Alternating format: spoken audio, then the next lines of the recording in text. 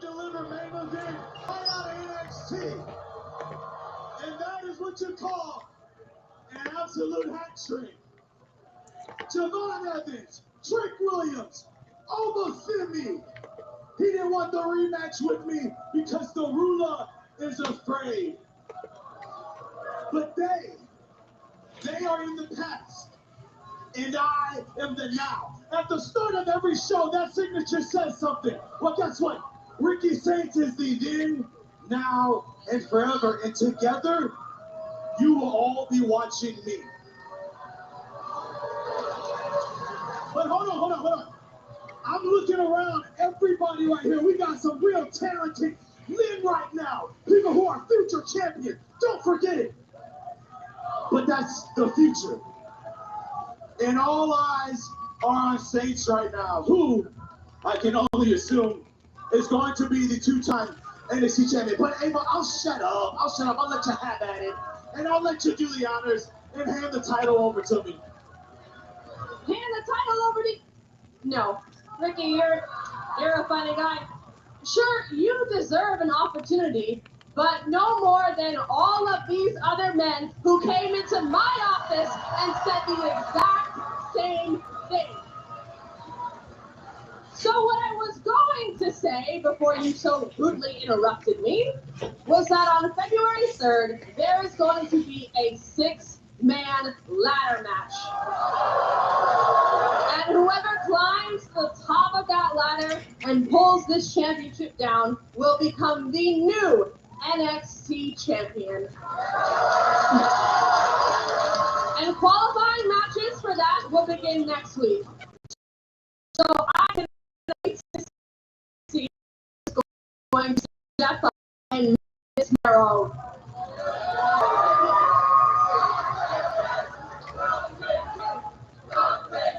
Well, we'll soak this in that you just February 3rd, a 6-man ladder match going to determine who is the new NXT champion. And who will be the man that steps up? Here we go. This is what here we go. She wants someone to step up. She wants someone to show her who can be the man. The qualifying matches start. Ava, watch out! Ava, watch out! Oh! Quicker! Everyone's out here fighting. But take a look at this man! Holy crap! That's Keanu Carver, who carved up the Evolve roster. One of the newest superstars here at NXT. Everybody's talking competition. Everyone from the locker room is out here. Ava, this is what you wanted. Oh! Carver is taking out everyone right here in front of us, Court. Back up, Blitz. Back up. I'm getting the hell out of the way because there's a look in this man's eyes, and the field is being decimated.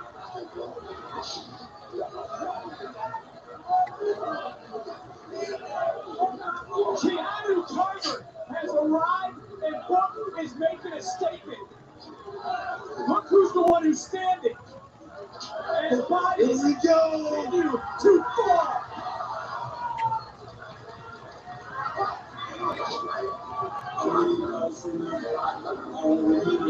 Ricky Saints had a lot to say, but actions speak louder than words. Carver has arrived and has quickly set his sights on the NXT title. We said it last week. We truly are in the years of opportunity. Well, but we got to focus on tonight. Because no longer the locker room's little sister, Kelani Jordan looks to defeat the locker room leader in Lola Vice one-on-one next.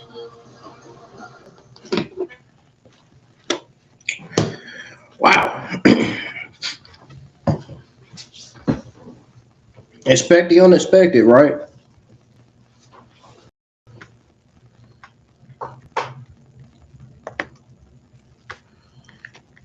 Anyways, welcome to the channel, ladies and gentlemen.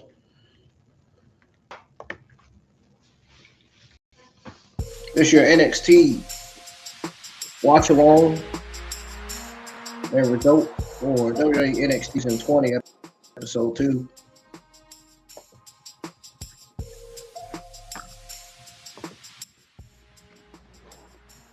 It's a new era in NXT, folks. This episode is the New Year's Evil Aftermath.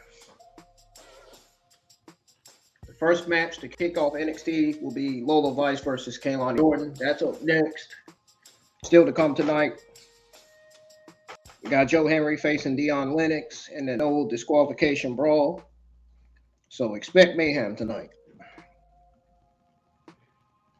Jasper Troy defends his WWE Speed Men's Championship against Tavion Heights. And Stacks puts his TNA International Championship on the line against Shiloh Hill. And Izzy Dane is set to be on the show to celebrate her WWE North American Championship win over Thea Hall last week. From last week. So expect Blake Monroe to show up tonight because there's a huge possibility that she could show up and that Tatum Paxley could show up. They could both show up at the same time in the same night. So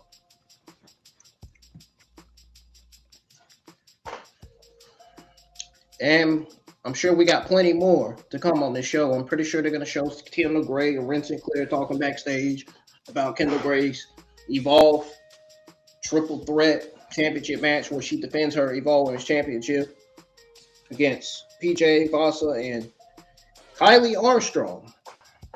I will be live for Evolve tomorrow to watch that. And also, Charles Dempsey will be taking on Timothy Thatcher. That should be a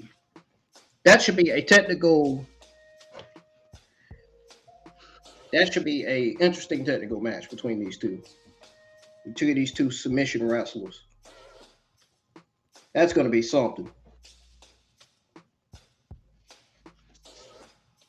NXT is already on commercial break.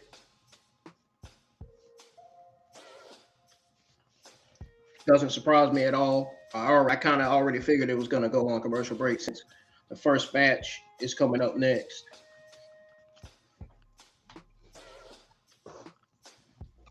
Kelani Jordan versus Lola Vice is not going to be that bad tonight. I don't think.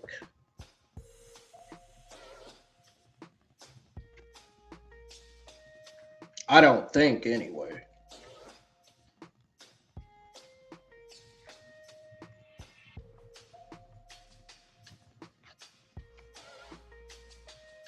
But everybody that's tuned in the live chat, welcome. Hit the thumbs up, subscribe to the channel if you do, and make sure you turn on notifications. And I just seen Tony D'Angelo walk right behind Robert Stone and Ava. As right now NXT is back on for commercial break, so let's go ahead and tune back into it. NXT got Ava out here looking good. Looking good in that blue outfit.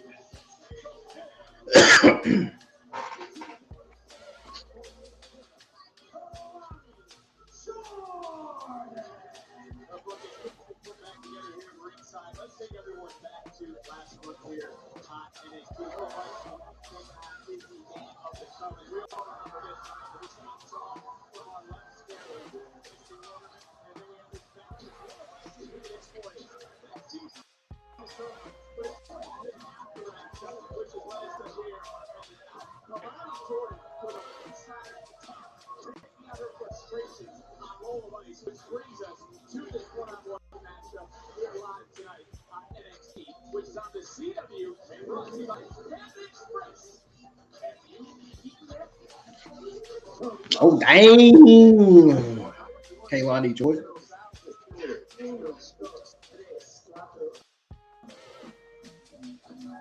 Come Lola Vice.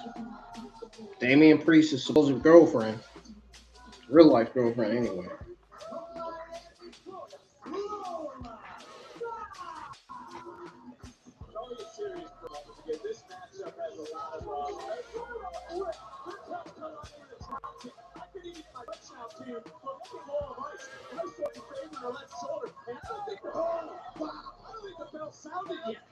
Kelani Jordan was not about to wait until she get in that ring to start dancing. She already knew what Lola Vice was gonna do before she got in there.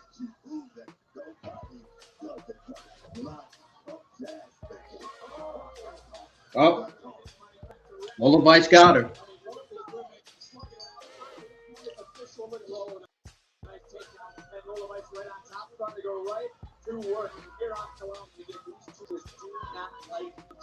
And from the way tonight has started, looks like new faces looking ready to make an impact. There's a lot of opportunity. Talk about the NXT title.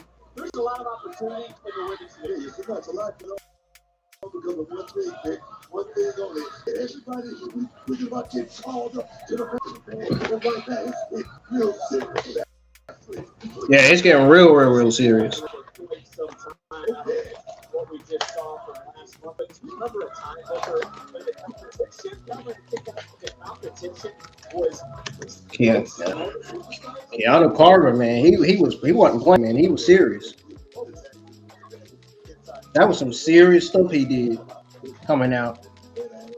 Yeah, he's the newest member of the NXT men's roster. He's not the oldest member of the NXT men's roster. LA Knight and Vanity Project are also the newest members of the men's NXT roster as well. I seen this photo of Vanity Project posing with the NXT contract. I seen that video photo of LA Knight and Ava. I seen it all on Twitter X.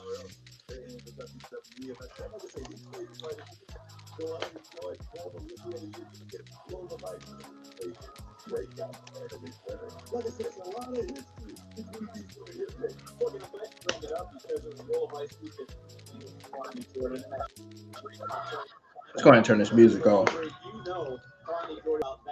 That is a blemish on her record. Kelani Jordan has done so much. The inaugural North American champion. I mean, the knockout world champion. I'm gonna tell you that. Here we go. Still to come tonight, we got Jasper Troy defending his Speed Men's Championship against Tavion Heights. We got Joe Hendry versus Dion Lennox in a no disqualification match. And we got Izzy, the new NXT North American Women's Champion. Izzy coming out to celebrate. To celebrate her victory over Thea Hall. It's been a roller coaster for Lola Vice over the last several months. Not just here in NXT, but also talking about what she's gone through, the matches she's had in AAA as well. When you talk about Lola Vice, that breakout back in 2023, just totally seemed like it was a Oh, you heard it best, folks. These women don't like each other. I think Lola Vice and Kelani Jordan have feuded before. I wouldn't be surprised if this is what NXT was going back to all this time.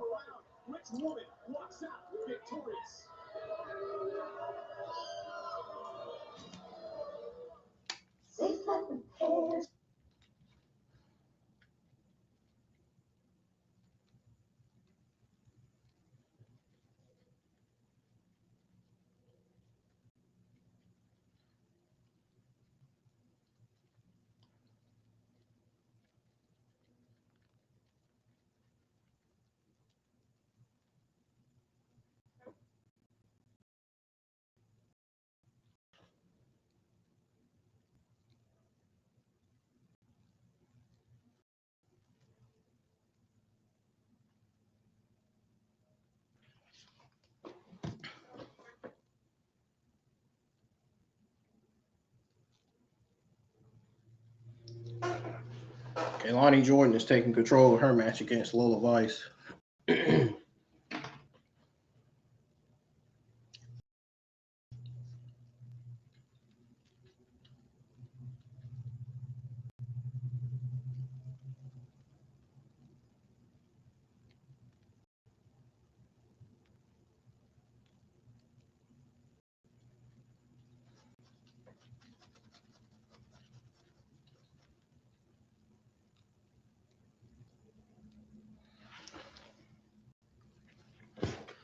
I think it's safe to say Jasper Troy is going to retain tonight. And I could definitely see Dion Lennox pick a win over Joe Hendry, all because he's going to get help from the rest of the members of Dark State. I think the rest of the members of Dark State will be out at ringside to make sure that he wins that match.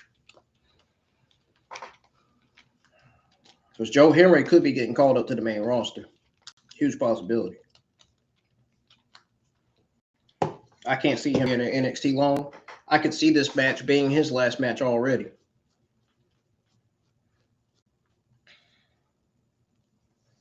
Honestly. But haven't saw anything on him getting, whether he's getting called up or not. I think he is, though.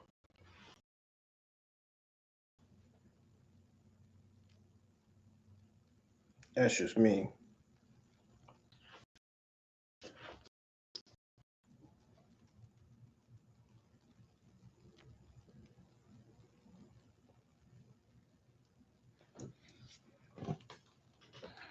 Still waiting on the show to come back on. I'll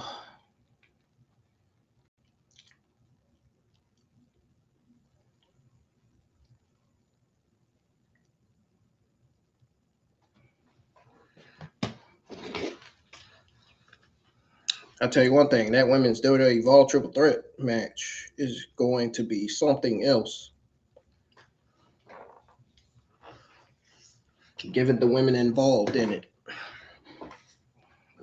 Kylie Armstrong, PJ, and the WWE Evolve Women's Champion, Kendall Gray. I think she's going to successfully defend it. I think she's going to retain the WWE Evolve Women's Championship. I can't see her dropping it right now. I think Kendall Gray, honestly, if she drops it, I could see her going to the main roster already. I think Kendall Gray is more than ready for the main roster. I'm surprised they didn't even mention a main roster call up for her. And as I said earlier, I don't think they mentioned a main roster call up for Henry either.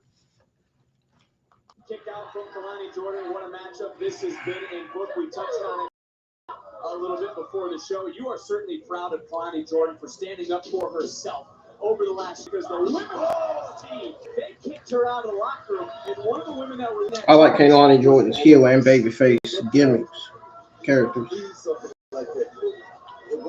Same with Lola Vice.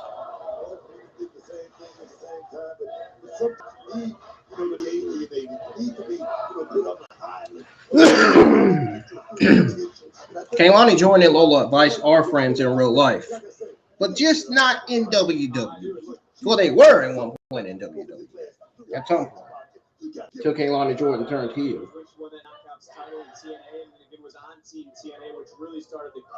Lola Vice was a heel once. She knows what it's like to be a heel. How far will this match go in determining the new position in the women's division? Because as we've said, it's the land of opportunity this year. Definitely going to go a long way. That opportunity right there is going to go a long way. Right here. Whoever wins, educated feet. Here we go. I know everyone is chasing one woman, that being Jason. Calm down for a second. Oh, yeah. Is she going to get out the way? Is she going to dodge it? Yep. And she does.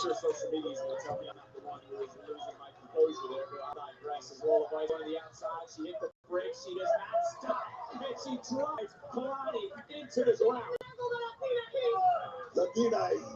And these two again. This hasn't been something that's just been boiling for a couple of weeks. This has been boiling for a couple of months. between these two. And I ask you this too: is Lola Vice in control? Is this a make or break point in Lola Vice's? Whoa! I would say that, but it's definitely a pivotal moment for Lola Vice. I call it the queen of the underground. Lola Vice bouncing like a bunny rabbit in the corner. That one. This is an even match. He's a winner. I don't know who's going to win this match, but anybody can match up right here. Looking for a kick, able to side. Oh, baby. And the body scissors is wrapped in. Right in the middle of the ring, too, big. And Kelani right now is flailing. It's taking her the hand position right now. But Lola Vice, she seems. Kelani Jordan's gonna find a way to get out of it. See, told you. Again, had to relinquish the hold to keep this match going. Kalani, though, give her a lot of. Told you she was gonna find a way out of it. Told y'all. I told y'all, man. Told y'all she's gonna find a way out of it. I've tasted that move a couple times myself. Going all the way to the top with a frog splash. He got it all. Style. And Lola Vice kicks out again. Lola down, and now the look of desperation starting to sink in on Kelani Jordan. What a matchup this has been. What a way NXT has begun here tonight on this Tuesday. Don't work once you go to it once again.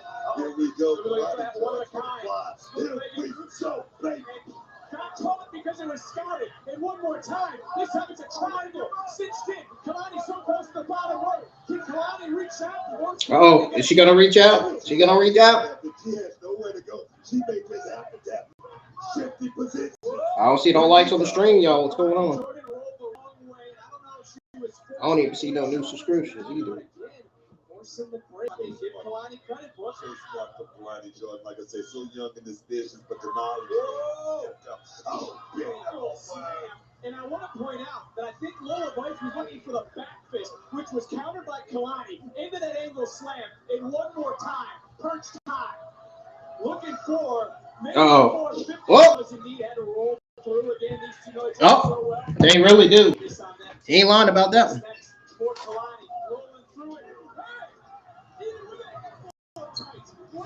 Yup, the referee saw it.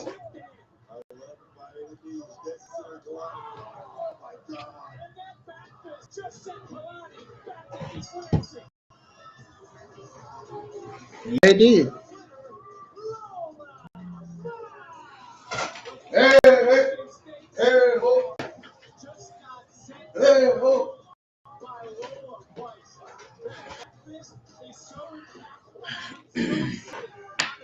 Damian Priest watching his girlfriend be like, hey, oh, woo. Señorita bonita. That's what Damian Priest should be saying on TV, right? I mean, that's what he should be saying right now. While he watching his girlfriend get the win over Kelani Jordan. Señorita bonita. Mi señorita got the win.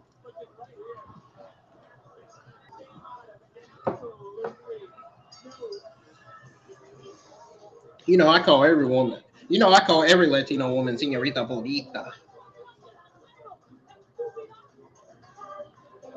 Lola, you better turn around.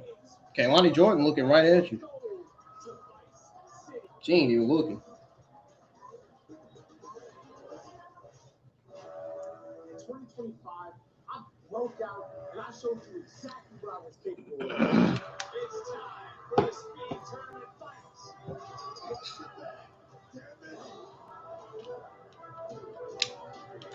Kelani Jordan, by the look on Kelani Jordan's face, when looking at Lola Vice celebrating her victory, it's looking like she ain't done with her yet.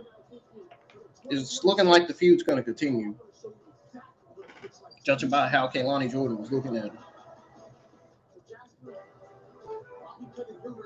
Frustratingly looking at her because, you know, she lost.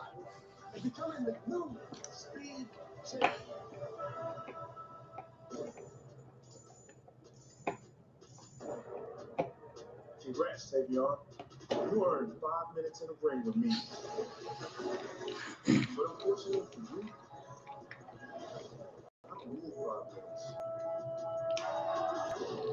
And whatever momentum you think you gained recently, it's a dead end tonight.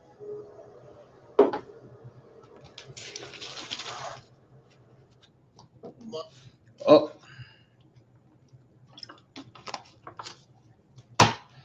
Talk about Jasper Troy making a statement to Tavion Heights, let him know he's not getting his WWE Speed Men's Championship. This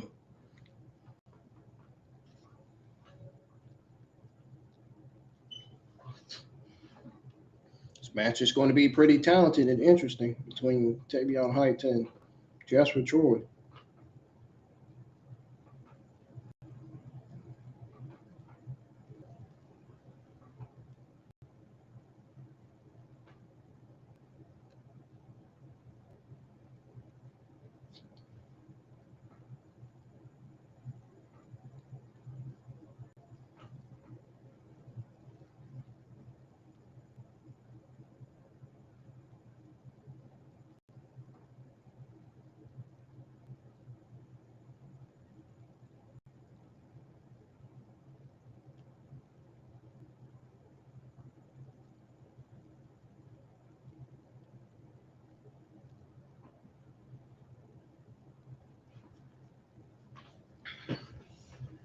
The internet going crazy as always.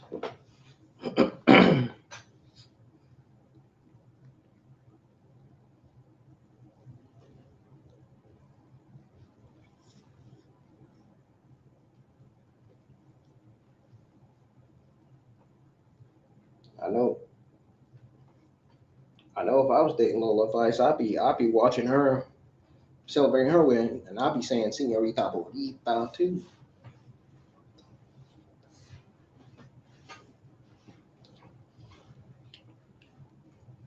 Because y'all know Latino women have always been my type. I still want one. I still want a Latino woman.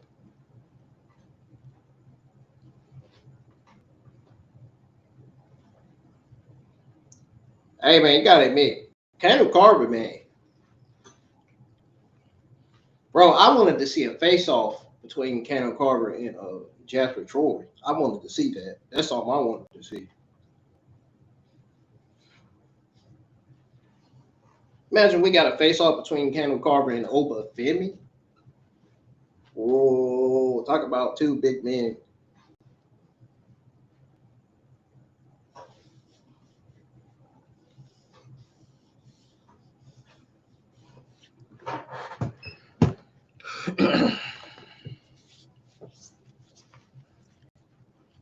Oh, that face off would have been crazy.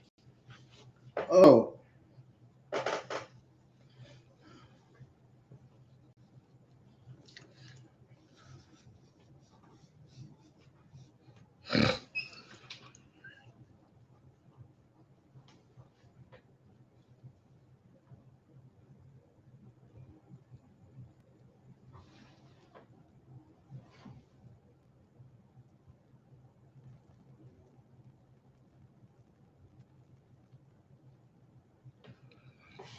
This is defiantly a reset of the NXT. Sort of, kind of.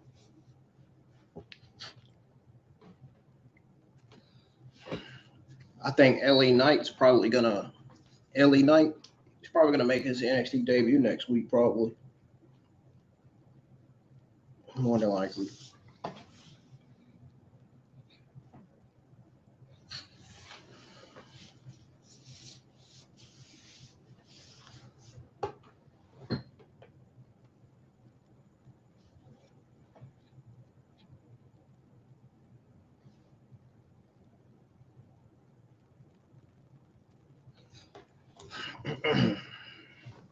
Cody Rhodes sitting down with Finn Balor in his podcast. Special guest for Stephanie's podcast was Bailey.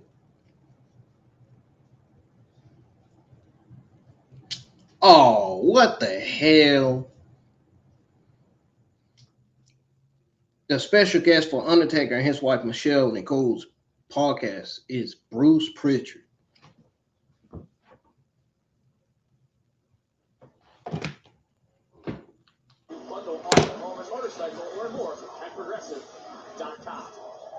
Talk about boo. Lame. Here we go. Match between Jasper Troy and Tavion Heights. NXT title that hangs high above the ring, because February 3rd, 6 men will compete to climb the ladder. The first to successfully retrieve that championship will call themselves the new NXT champion, as we're 10 seconds into this matchup. Let's talk about somebody that I'm glad is not in the Triple H administration. Big shots from the big man. It's going to take a whole lot more than that. This monster down here tonight. And Heights won the speed tournament to become the #1 contender, unlike those matches. Tavion Heights using his speed to his advantage. I don't know. Jasper Troy might find a way to stop him in his tracks. Right now, you can tell he's run out of the ideas. He's going back to his base, Greco-Roman. This is professional wrestling. You're going to get a whole lot more than that. We keep this 340-pound, 6'5" bitch bolted down, man. Charging in, and Tavion Heights trying to go down. And again, this is the first of 2 title matches tonight. We have a no disqualification match taking place in our main event, but Jasper Troy is taking care of Tavion Heights. Shake it off, big man. As we're now Shake it off. 60 seconds into this matchup. I gotta get your advice or your thoughts real quick here before I get to some advice. What are your thoughts on Ava's announcement that started the match? You know, look, I mean, the championship is up for grabs. Who's going to step up and grab that brass ring? Who's going to step up and take this thing to another level by becoming champions and changing their lives? Oh, yes, I love it, man. 90 seconds off the clock on the top of the title. WWE Championship #1 contenders tournament begins this Friday at SmackDown. Who will step up to challenge the new WWE champion, that being Drew McIntyre. But when it comes to advice, what advice have you given Jasper Troy on silencing the doubters? Jasper Troy doesn't need a whole lot of advice at this point. I mean, you look at Tavion Heights, this guy that grew up with a silver spoon in his mouth. You look at a man like Jasper Troy. This guy came up eating jack back. I'm talking about stepping in the walls of silence, looking for his next meal. And his next meal is Tavion Heights. I love it. Half second to retain is under 3 minutes. And I don't necessarily know if Tavion Heights had a silver spoon in his mouth growing up. We can talk about that later. But right now, we talk about the first of 2 because the TNA International Championship will be defended later on tonight. There is the challenger, Shiloh Hill, much like Jasper Troy. He's excited. He's focused. He's prepared. I get it.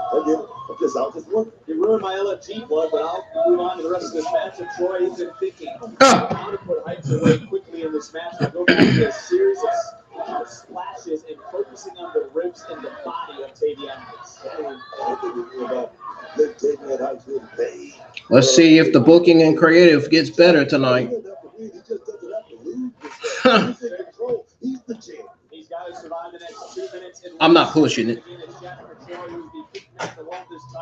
These 2 pulled no punches last week. Every week I've said the creative and booking needs to get better for NXT. And every week they have applied the same creative and the same booking.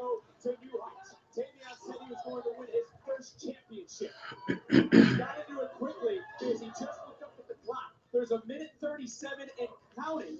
And the fact that NXT has been mid-shows almost all year last year is pretty bad. That ain't good. They got to step it up. And the women are mostly still in the show. The NXT women's division. Of course, per usual.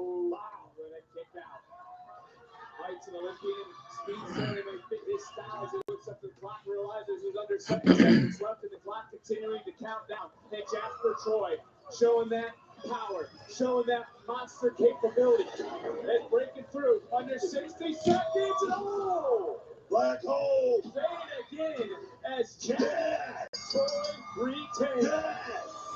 That's my God.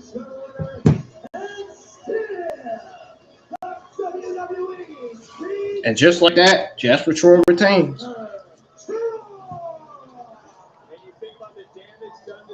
We'll see what the rest of the show is going to look like tonight. How the rest of the show is going to play out. There it was, that big black hole, that boss-fan slam for Jasper Troy to retain that speed championship. Who will be the one to beat the clock? Who will be the one to dethrone the champion? Who can beat Jasper Troy? Nobody. Oh, baby. Is that bad? That's that bad. The star of all television, Lexington, walking out behind me. Looks like that's going to be Tavion Heights' next feud in NXT. This is disgusting. This man was embarrassed. That's what he does. I have to talk to her. It literally took all three of their influence to beat me and keep the NXT. Look how smart I am. So, of course, See, I told you. I knew Kelani Jordan and Ren Sinclair was going to be back there talking. They're going to be backstage talking. I knew it. Yeah.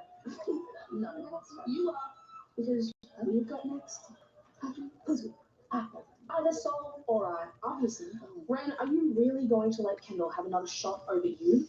Well, yeah, she's a lot better than me right now. No, dude, that's crazy. I mean, I wouldn't be here if it wasn't for you. So if you want a shot at JC, I'll support you like you could have supported me. Oh, yeah, last time I checked, JC's beaten both of you. And if anyone's going to get...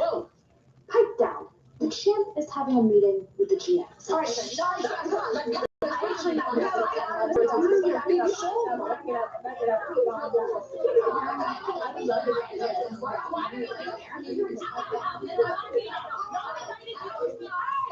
okay, look, since you're all here, I'll just tell you all now. I wasn't talking to JC about her next opponent. What I was telling her was that Santino and I spoke, and one of our tag teams is going to get a shot at the TNA Knockouts tag titles. So next week, all of you are going to compete in a triple threat tag team match. So, well, we were NXT Tag Team of the Year, so I think that should go to us. These two, these two, we have a name. Run QCC. How about you guys just go ahead and argue amongst yourselves, because Fatal Influence will be bringing home more gold. Yeah. You know me. I'm.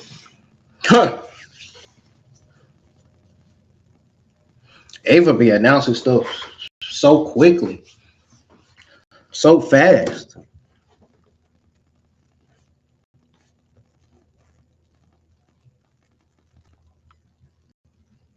Does anybody understand a word she's saying?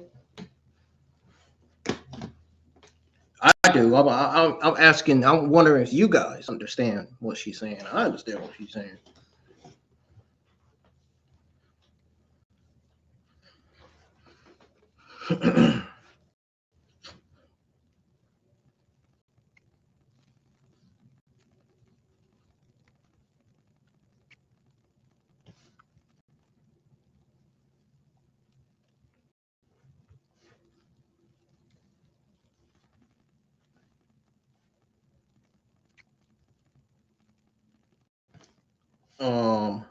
I never pushed that button.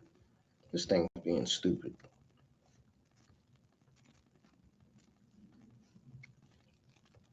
Oh, man, see how many people we got in the Twitter X live chat tonight. Sit tight, folks. NXT's on commercial again for the third time in the row. The third commercial break that we've already got.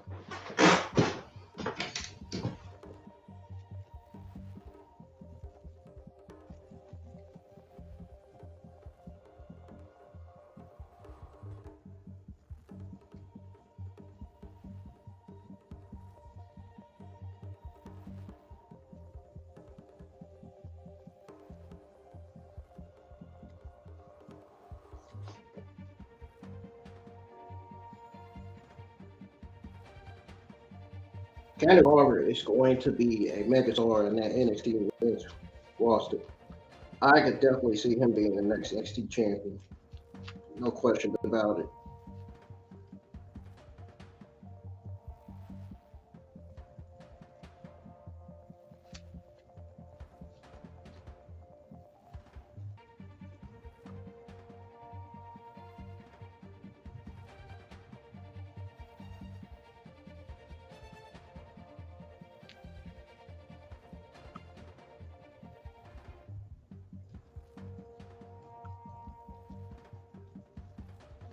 So we got 4 people in the Twitter X live chat tonight for NXT Season 20, Episode 2.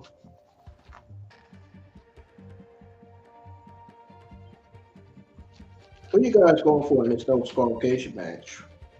Joe Hendry or Dion Lennox?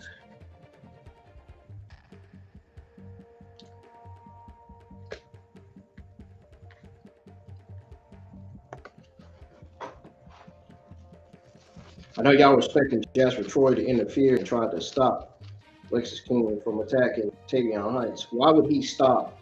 Why would he put his championship down and go in there and make the save for Tavion Heights when clearly both Lexus King and Jasper Troy are both heels?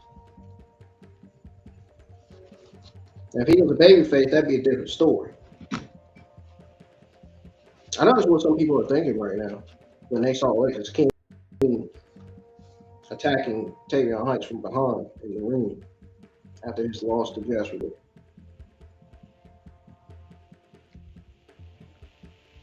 Just wanted to clarify that.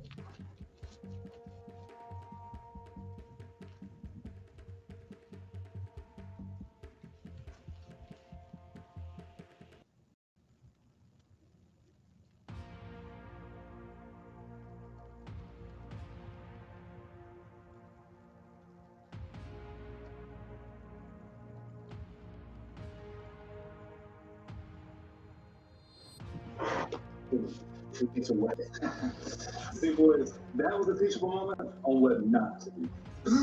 Wrong answer. You heard Ava. The men's division is wide open, and I'm going to be the one to claim that top spot. You know why? Because number one, it's my birthright. Number two, taking control of making opportunities is something we all should be doing. The king, holding court, dropping knowledge. You guys should be listening because this guy knows what he's talking about. You have to win this. I can't take this anymore. I'm out. Me either. See, some of these rules will never learn. Never. But I know you got that toothless wonder lady. You sure you got this? Got my beautiful exotic queen. That's all I need. I got it. Say no more. Let's go, baby.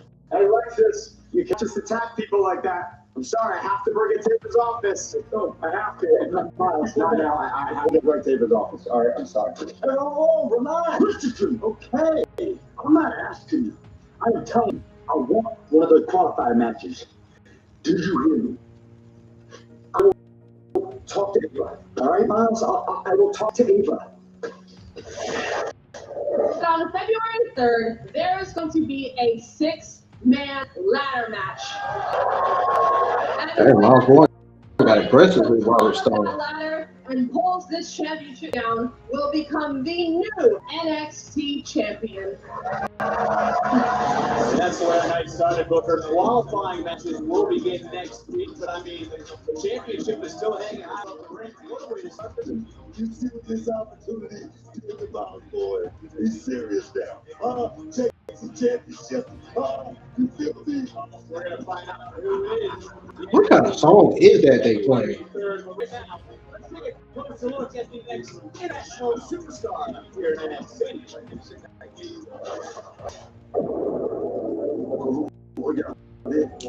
Oh, I think I know who they're talking about. Yep. Him. Quand j'ai commencé ma carrière, à l'âge de 16 ans, j'ai été formé par un luchador mexicain appelé Hendry. Tous les ans, il venait à Paris dans notre école de catch pour faire un stage. Et il nous a dit qu'il allait donner ce masque à son meilleur ami. À la fin de ce stage, il m'a offert ce masque.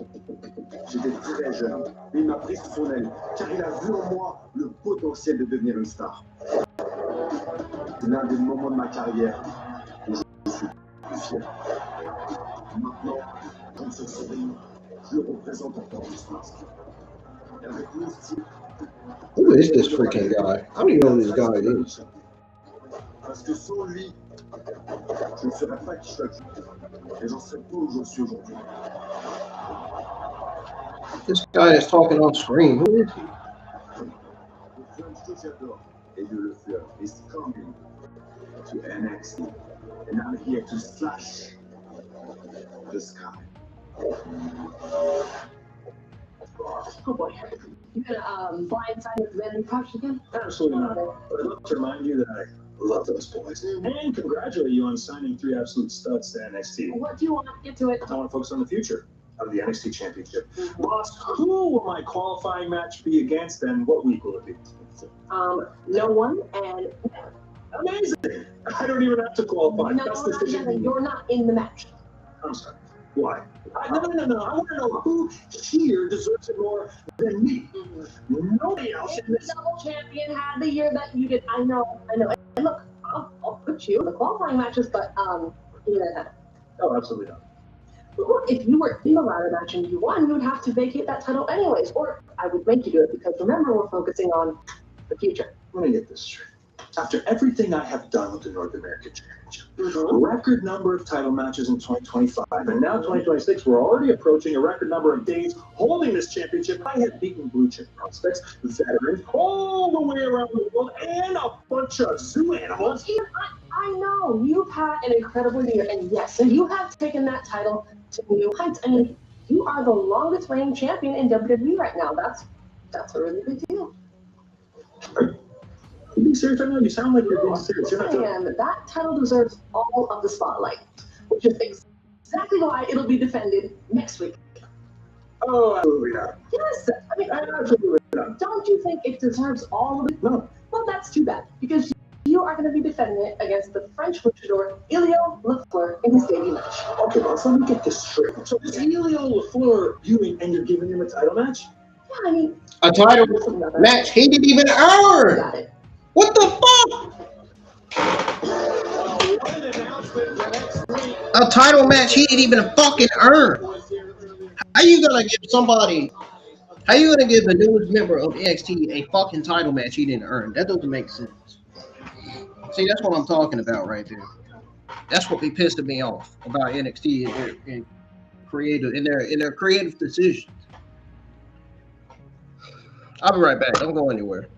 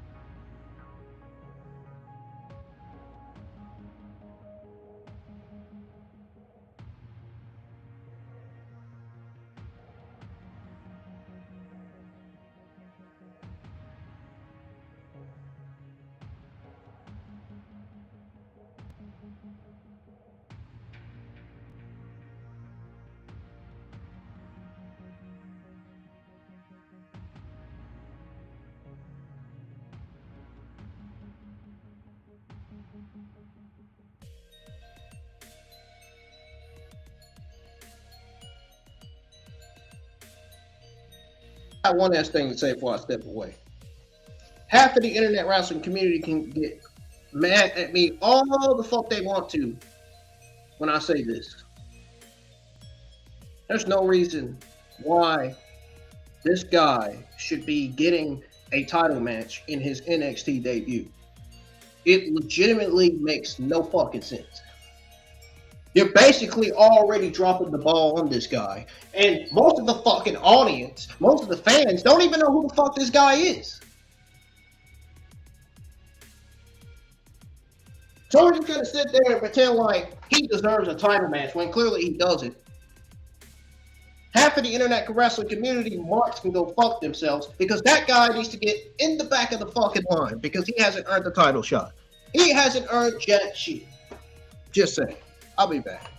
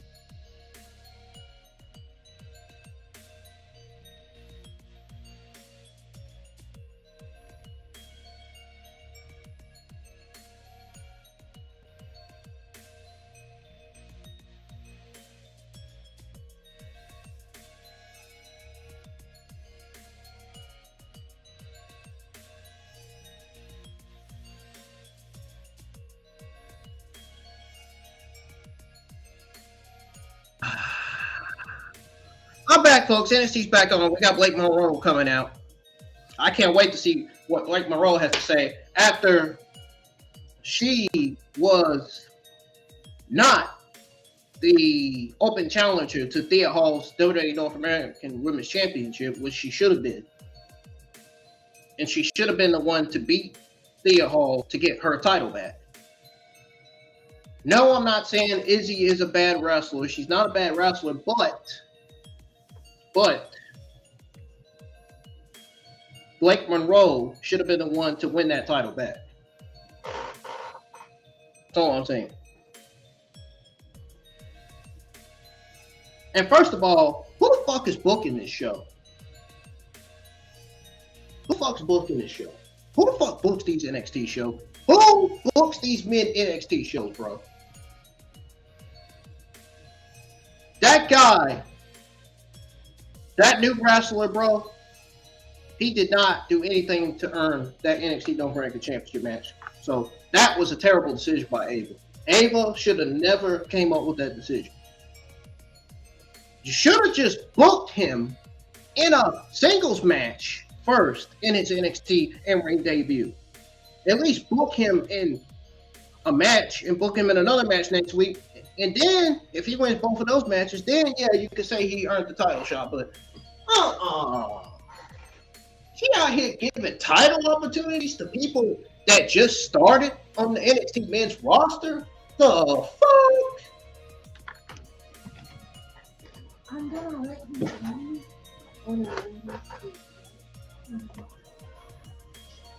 What the hell?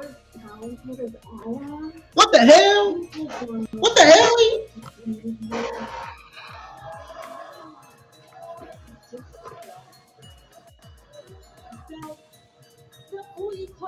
What the? There's debate about you on commentary. Your little whine about every little thing Gracie does wrong, but you'll never willingly admit the obvious. Blake Monroe is the standard.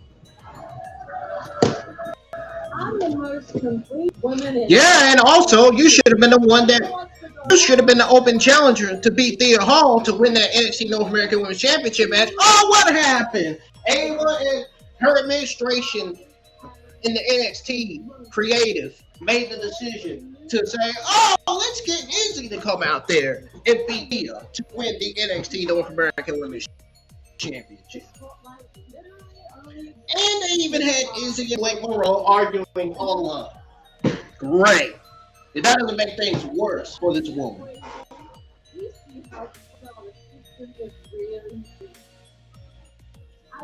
Didn't even get a long reign.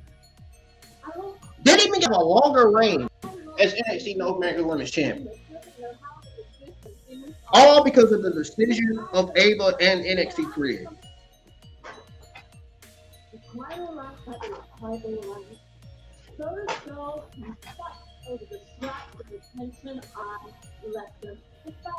I'll even let them follow some of my. She said, I didn't even let them. Because every story ends in the same truth.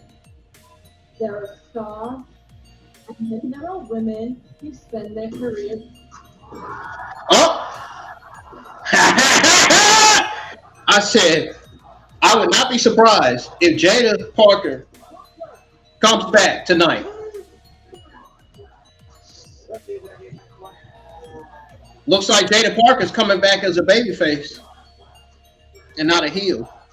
Well, OTM is babyface, so you might as well turn Jada. You might as well have Jada Parker come back as a babyface too. Because you know, once upon a time, Jada Parker was a member of OTM. She still is. She's just doing her own thing. So she's back on TV.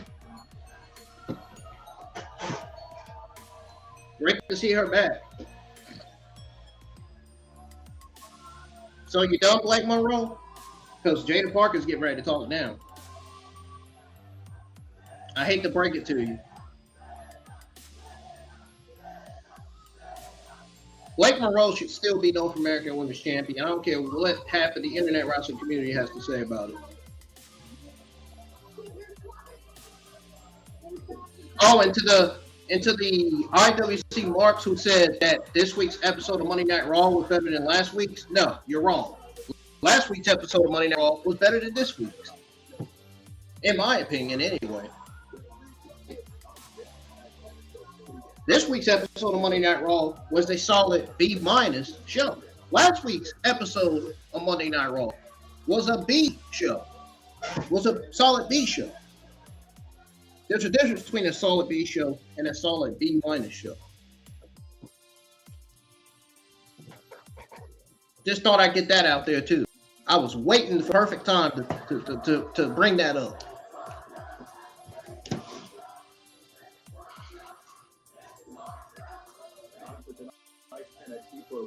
Presented by Progressive.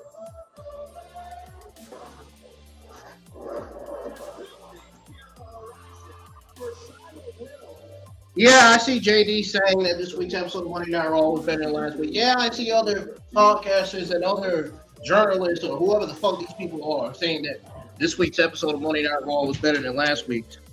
Well, in my opinion, last week's episode was better than this week. It's okay. We're gonna have different opinions. We're not gonna always have the same opinions all the time. There's this family of plant squirrels in the hiding the tree by my house. Now, I didn't get a pet python like I wished for. Sometimes we have the same opinion, sometimes we won't. But at the end of the day, we're not gonna always. Our opinions are not gonna always be the same.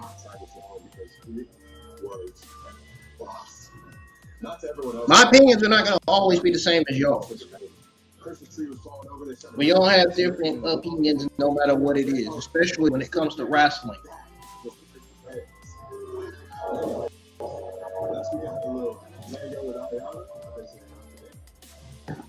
Yeah, but you let your tooth slip out. You dropped the ball. You let your truth drop out, and then you let the girl drop over the ground. Oh no, that is something I would not want to do at a fucking dance party.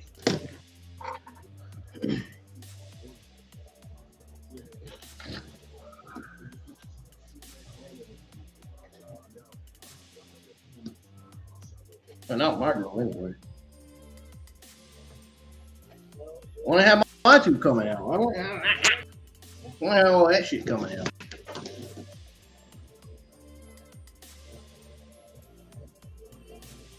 So they gave Stacks this new waste of time gimmick where he's saying, it's all about my, by the way, that is his real life girlfriend. But they gave this Stacks this new gimmick to where he could be all about his girl.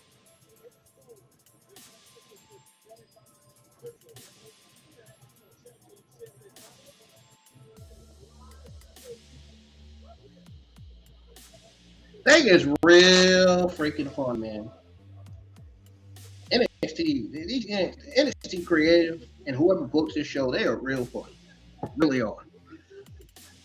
They some fucking comedians, man. They really are, man. I'll be right back. Don't go anywhere.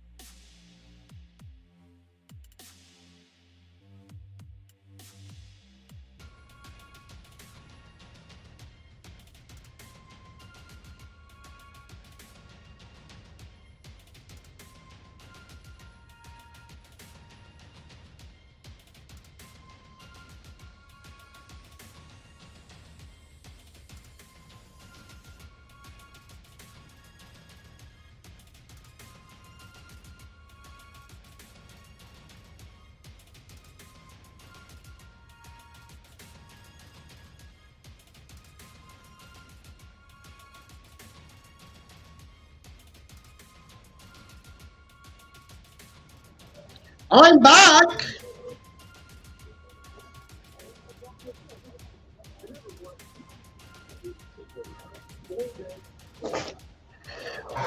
It's Dark State.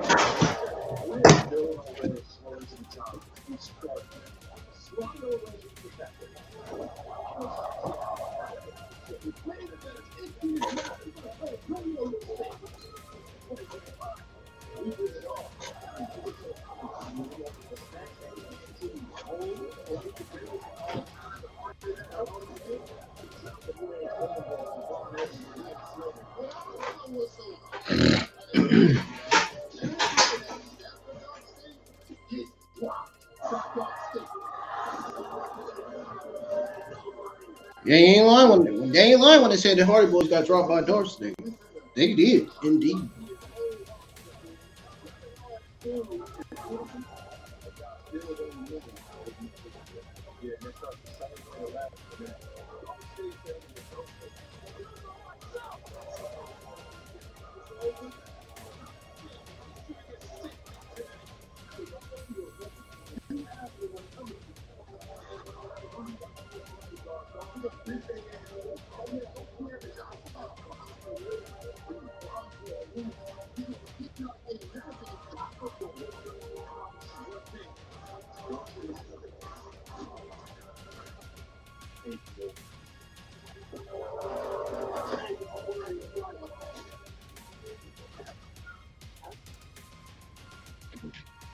Hey, ain't nobody safe. You know, Julia Santana got a song called "Ain't Nobody Safe," right? He got a song. He got a song with that title.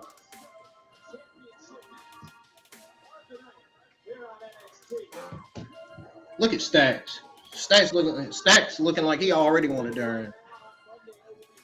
He looking like he already want to put the beat down on Shiloh Hill.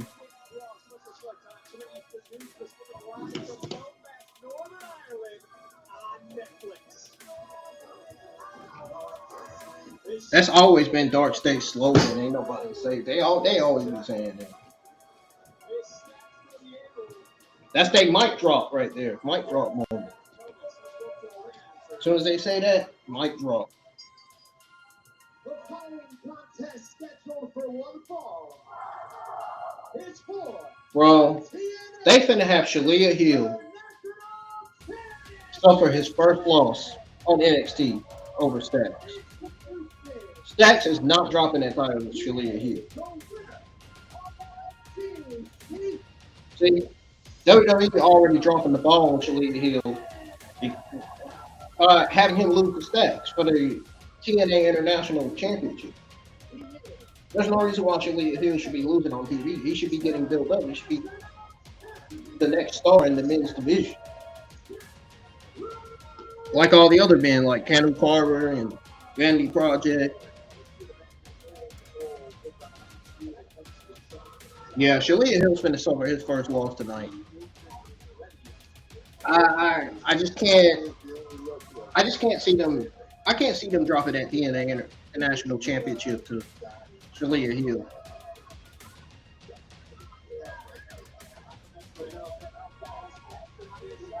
Adriana Grace slapped Shiloh Hill from last time when she the only reason why she did that because his whole tooth came out on her chest.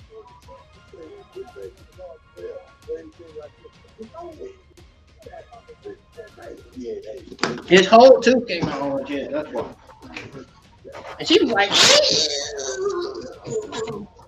she went crawling right back to her husband, to her man.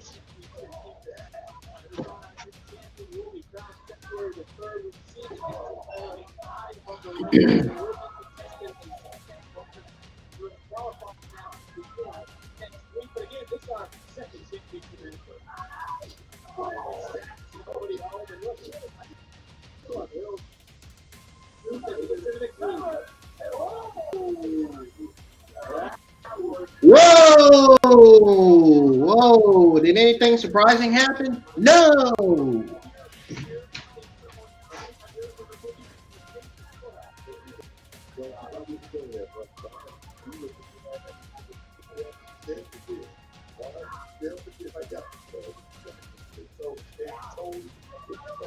Well, I'm waiting on the main event, man. I ain't even paying too much attention to this match. They gonna have Shiloh Hill lose tonight. They gonna have Shiloh Hill suffer his first loss, and I don't think that's right. I don't think that's right. I don't think that's gonna be right at all.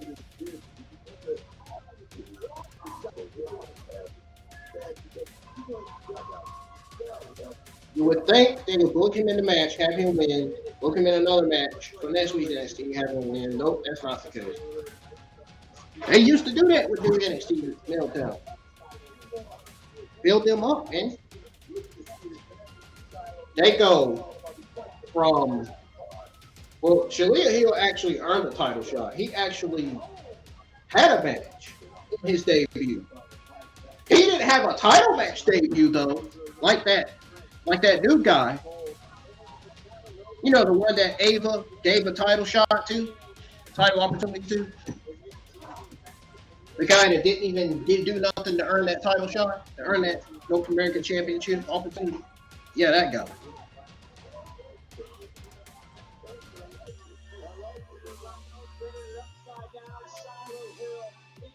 Bro, if I see the marks in the community say, oh, the reason why he deserves it is because he's an AAA megastar, I'm going to be like, it doesn't fucking matter. It doesn't make sense. It doesn't make sense. He did nothing to earn it. He did nothing to earn that opportunity.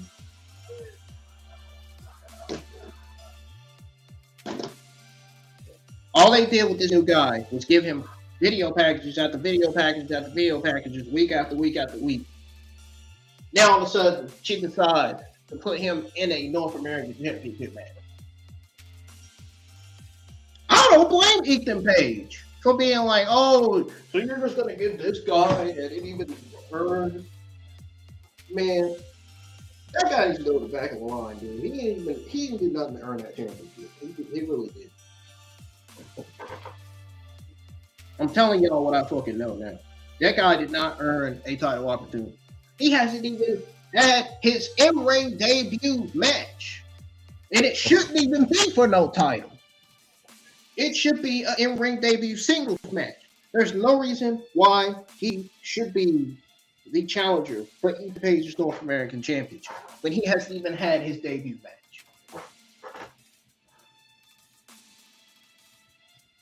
If you were going to have his debut match against Ethan, it should have been a non-title match. Not a North American title match, a non-title match where Ethan Page doesn't have to defend the North American Championship. That would have been more easier. That would have made more sense than, oh, since he's going to do his members of the men's roster, we're going to put him in a title match. Ugh.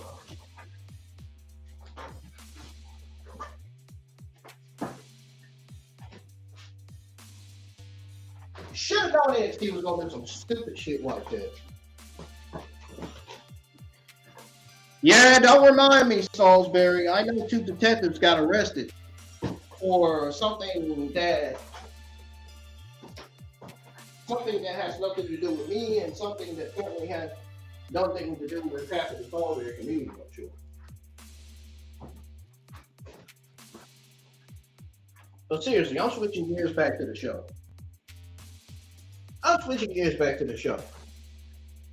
This match should have been a non-title match. If you wanted to book this guy to have his in-ring debut match next week. Clearly Ava is not thinking straight. Clearly Ava made a terrible mistake, and I think she's going to realize that. I think she's going to realize that she made a terrible decision. Should have been a non-title match.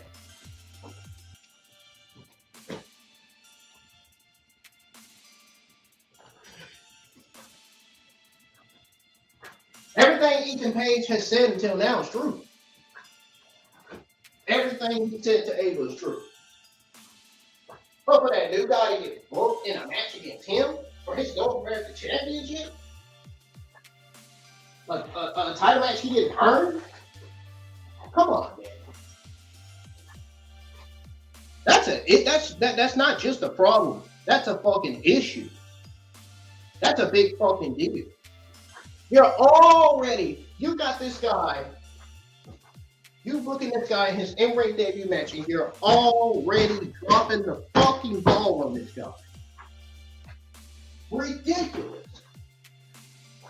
So not only they drop the ball on him, they're going to drop the ball on Shiloh Hill, because Shiloh Hill is losing tonight. Now he's going to be booked as a jobber. Now he's going to be sitting in Titus catering.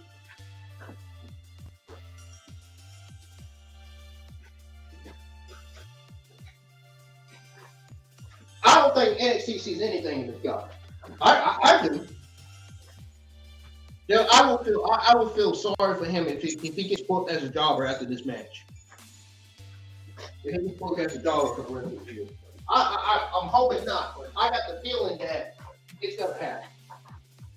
Because the way they just booked Shiloh Hill in this championship match, a TNA championship match, that to me is clearly irrelevant, and that clearly shouldn't be defended on NXT television. That championship should be defended in TNA. This is not TNA. This is NXT. So why have Stacks defend the TNA International Championship on NXT fucking television? A title that's completely irrelevant to NXT.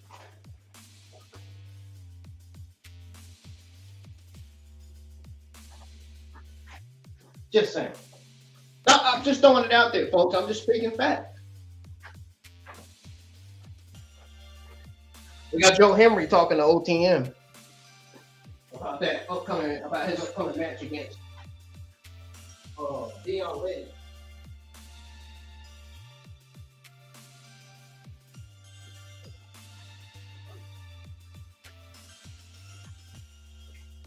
Bro, there's no point. There was no point in booking Shiloh Hill in this match.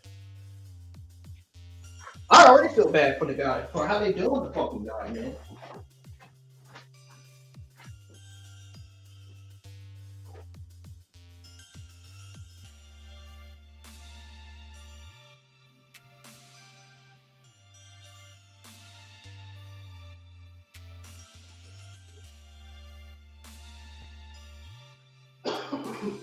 Absolutely ridiculous.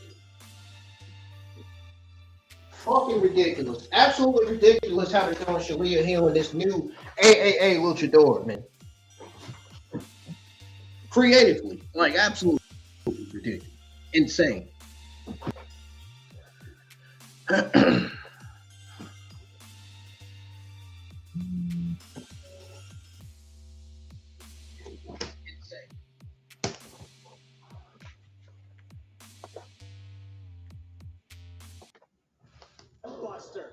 Into the cover after driving the air out of Hill's lungs and a right shoulder just got upset. And Shiloh Hill kicks out again.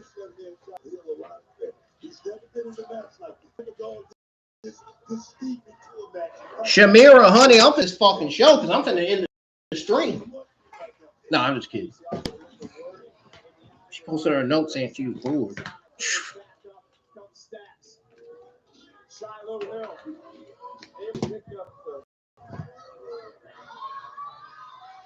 Bro, no. Bro, no. Well, I mean, he was at least put his tooth back in, right? I think that's what we witnessed. And whoa! The fuck? Well, Stacks didn't like what he saw. Might like what he sees here. It's Grace trying to run interference. Wait a minute. Oh, the referee saw it.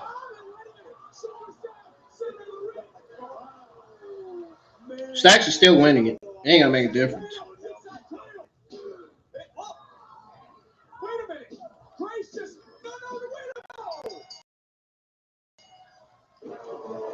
Why even book this fucking match? Shiloh Hill's first loss of the fucking night. First loss of. Can't believe they dropped the ball on this guy, bro. I knew they were gonna drop the ball on this guy. I knew it. I just fucking knew it. I just had that feeling. How dare they book him in an irrelevant TNA International Championship match, a title that should be defended on TNA television, not NXT television. Just saying. I mean, I know NXT and TNA have a partnership. WWE and TNA has a partnership. I understand that, but I said what I said. Oh, well. I said exactly what the fuck I said.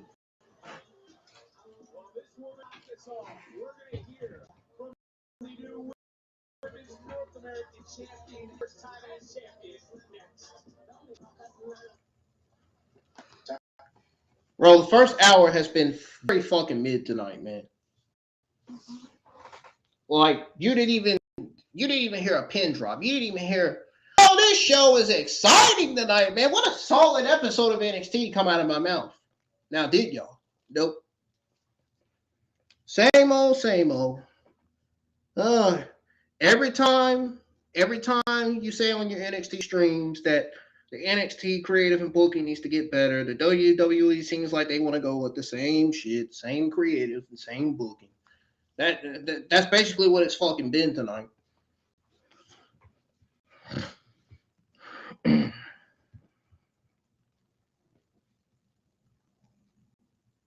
They have made little change to this show. Only a slight bit of things have changed. Having new members on the show, that's the only change I saw. Everything else, the same.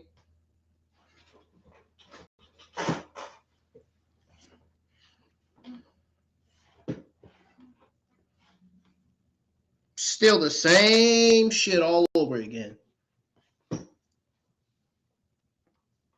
This show, this brand has barely changed. Barely changed since last year.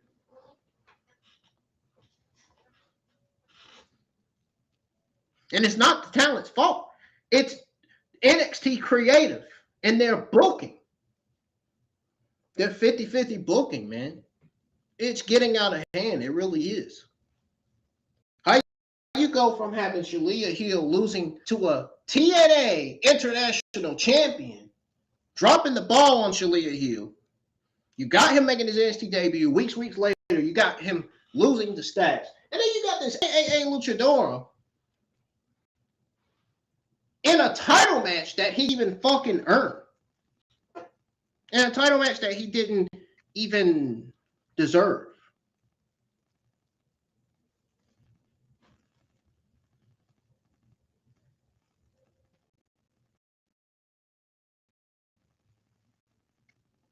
You know, you could have just booked him in 3 matches. 1 match for this week, 1 match for next week, and 1 match for the week after next.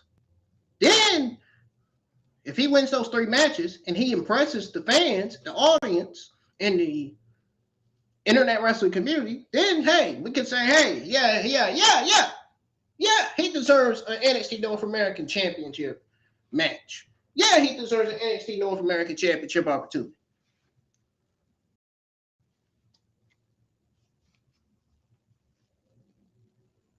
Point is, he did nothing. So, no. I hope to God that Ethan Page retains and we can move on to something else next week. If they put this match next week, I hope to God he retains and we move on to the other stuff because there's no reason why that match should be booked. It should be, if you wanted to put this luchador in a match against Ethan Page, like I said 20 minutes ago, it should have been a non-title match.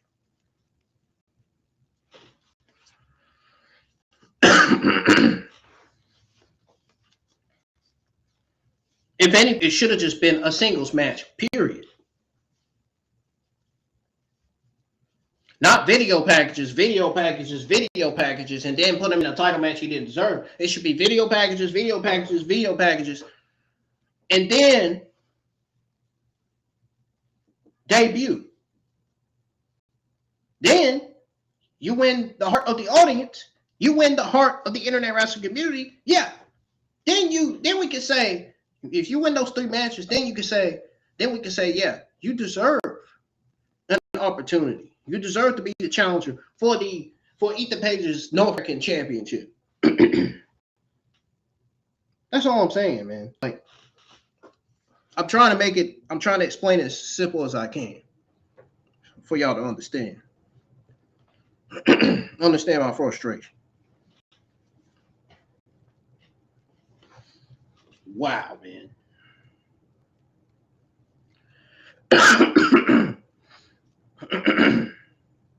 They just showed one of the funniest moments. One of the funniest moments ever on WWE Unreal. Io Sky diving with a trash on can on her head. That was defiantly hilarious. Real Season 2 premiere next Tuesday. Oh, look, we got the new NXT North American Women's Champion. Is about to tell us, and the entire She's a great wrestler. She's got a good gimmick. But she shouldn't even be NXT North American Women's Champion right now. The woman that should be North American Women's Champion right now is Blake Monroe.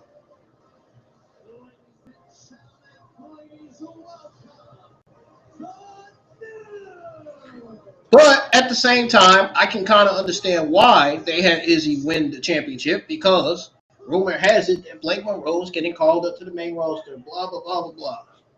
Well, she hasn't got called up yet. And quite frankly, I don't see this week's episode being Blake Monroe's last NXT episode. I don't see this being Blake Monroe's last appearance. I think she's going to have more matches and more feuds in NXT. And if they knew that if they knew they was going to keep Blake Monroe in NXT, have her booked in more matches and more feuds, that NXT North American Championship should still be on her right now. I mean, Blake Monroe, in my eyes, deserves a long reign as NXT North American Champion. I don't understand why they had to cut it short and drop it. I don't understand why they had to cut it short and have her drop it to Thea Hall of all women in that NXT Women's locker room. American champion, not Tatum Paxley. I'm just looking and I'm just like, Thea fucking Hall? That's the NXT female talent you dropped the North American Championship to? Knowing you got plenty of other women's talent in that locker room that I'm sure deserves to be NXT North American Women's Champion, including Kylie Armstrong. Even though she's in the Evolved Women's roster, but still. You seen the Lions come out, you seen Carmen come out, you know.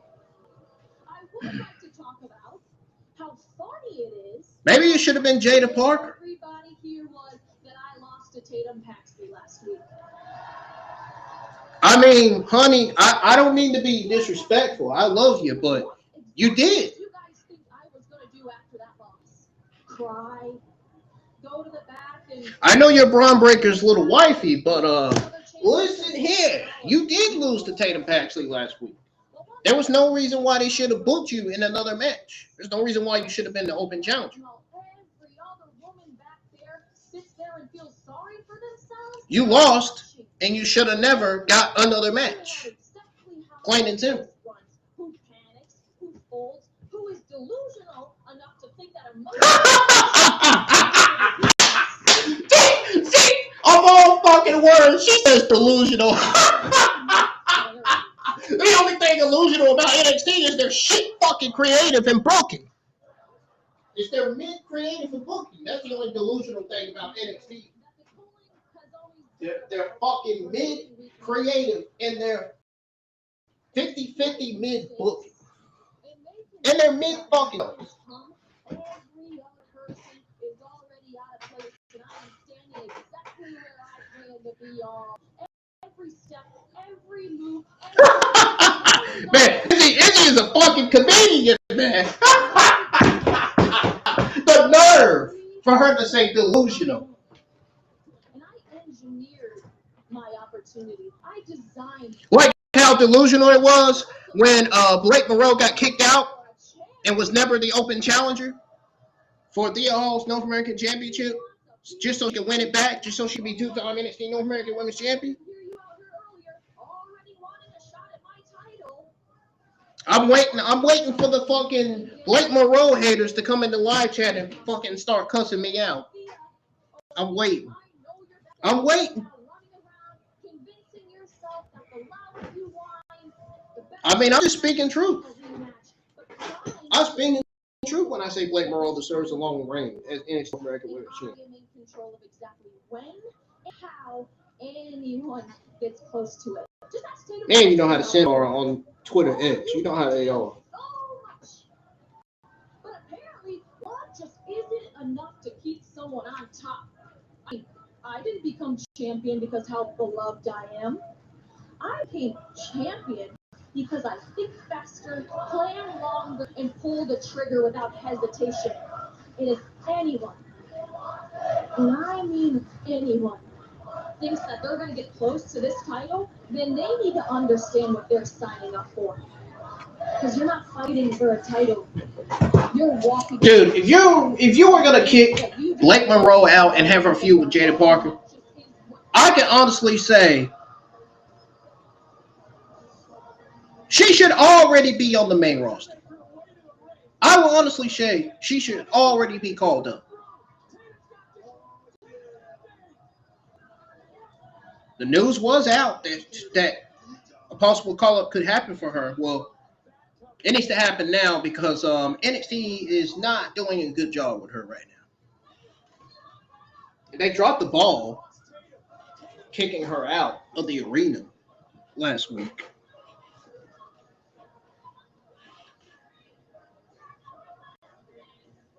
And this Tatum Paxley and Izzy feud, it appears to not be done yet. And you seem to be of the opinion that the title should have just been handed to you. And Oh yeah, I wonder what we're gonna get next. how do you have a chance to cool off? Another mid-match.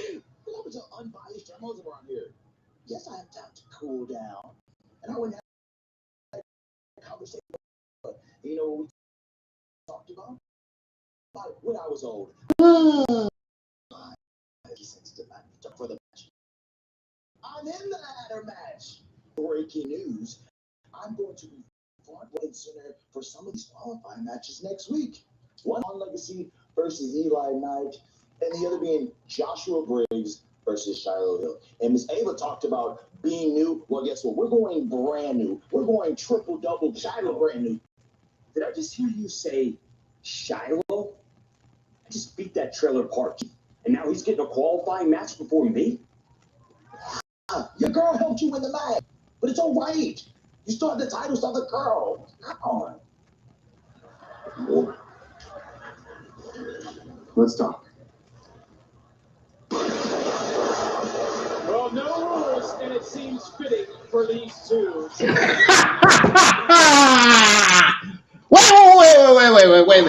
minute. I wish I had the replay instant button. You started the title, start the girl. Come on. Let's talk. Adriana looking like, what? What did he just say? You got the fans laughing. And the Ricky Saints is fucking something, man. He is hilarious. Meanwhile, Izzy Dane being a fucking comedian on the mic talking about some delusional. Yeah, I'll show you delusional, honey. I'll give you some delusion. Yeah. Sure thing. Like this delusional mid-fucking show.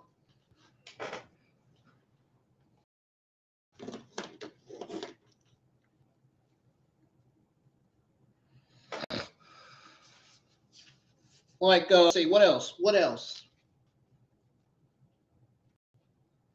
Blake Monroe not getting called up yet? I don't know.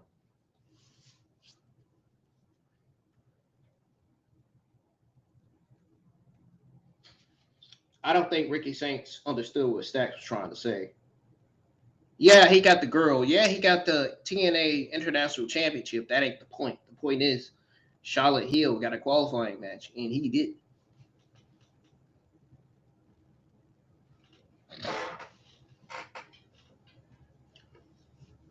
I think what Ricky Saints was trying to say is quit complaining, man. You're still the TNA International Champion, man. You shouldn't even be on NXT television, man. You should be on Impact. You should be on TNA television with that title.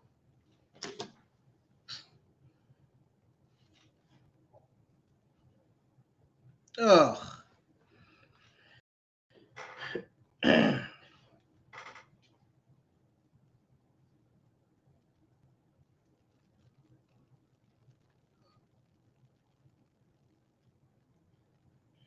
Yeah, they bought Adriana's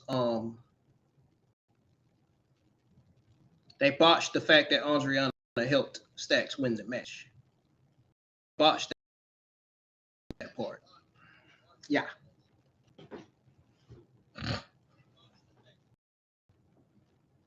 Talk about cheating.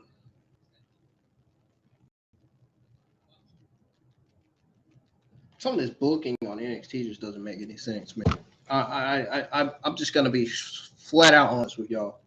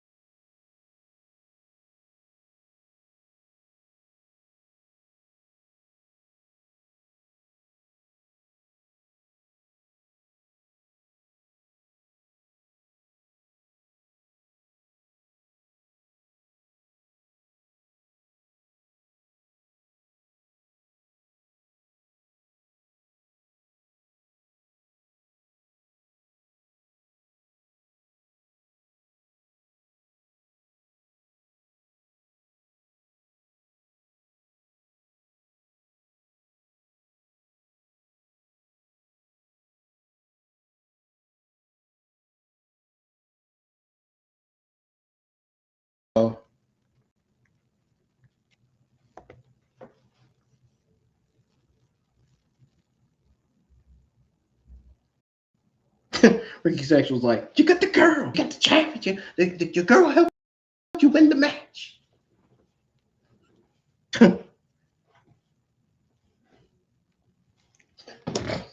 Ricky Saints is like, "What about my opportunity? What about the NXT championship that should be on my shoulder?"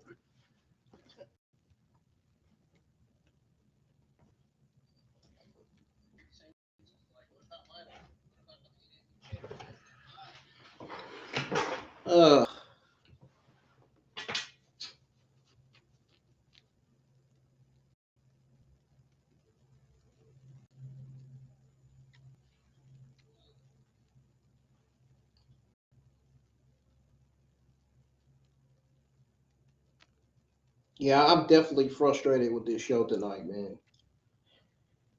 Y'all could tell from the way I was fussing earlier of the stream. You can rewind the stream if you want on what I said. I repeated some of it. Ladies and gentlemen, breaking news here to the hitting official. Tatum Paxley's being kicked out of the building. Big book. Yeah, that's really something, isn't it? Little situation. Hey, Blake, let's walk this way a little bit. You're gonna love this. We have the real story for you right here. Just wait. I mean, Jackson, I'm surprised he hasn't already heard, but yeah, the three of us have signed our NXT contracts. It's official. Oh, yeah. Man, I can't wait to see what other crazy girls we run into now we're here. Super true, super true. I mean, it's a dream come true for all three of us, but I do have to know, since I'm Evolved Champion, of course I'm going to be a qualifier for the NXT Championship, right? I mean, Jackson, bro, she will, and Stone literally just talked to Ricky and I, and next week we're wrestling Chase U. Chase U's gonna learn what everybody else already knows, and that's at the Bandy Project in 22. Johnny's here. Bell. Excuse me, Kelani. God, they got scared and ran. Baseball, man, watch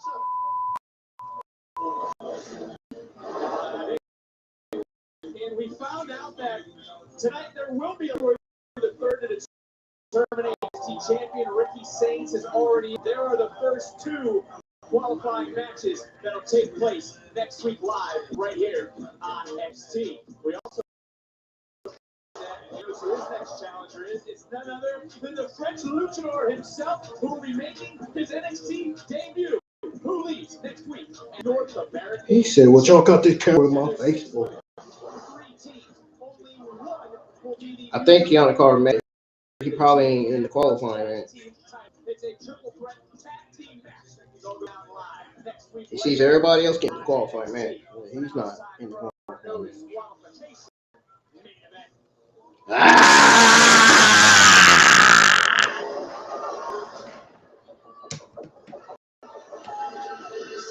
That be me standing at my screen door. That be me dancing at my screen door, man.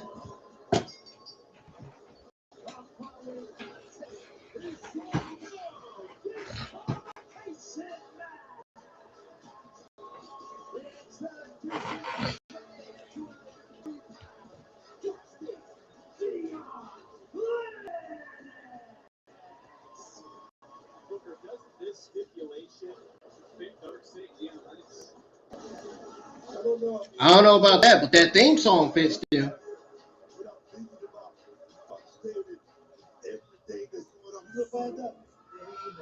Uh-oh. Everybody about to start clapping. Here we go.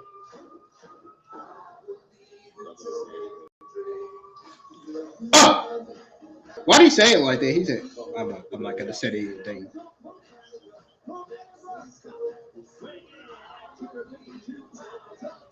Oh!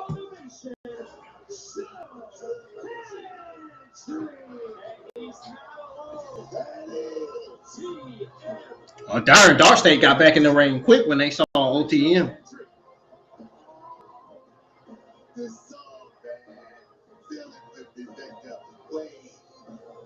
Bro, if OTM betrays Joe Henry, I am going to be a little shocked.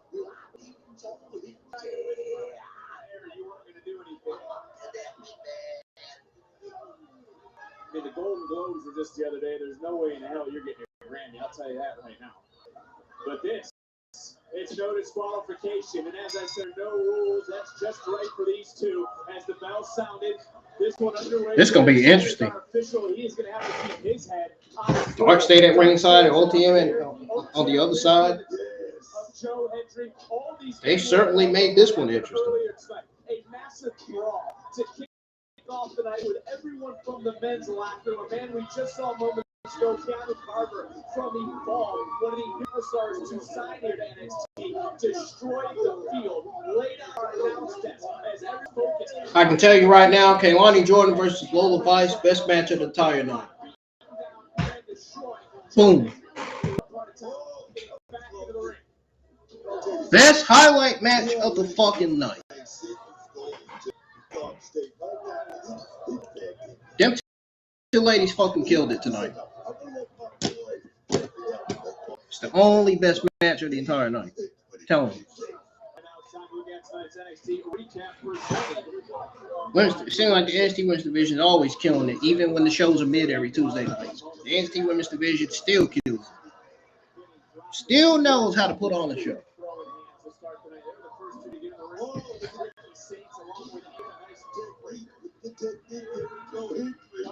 Looking for the victory, and it kicked out. A new wrinkle right into the game.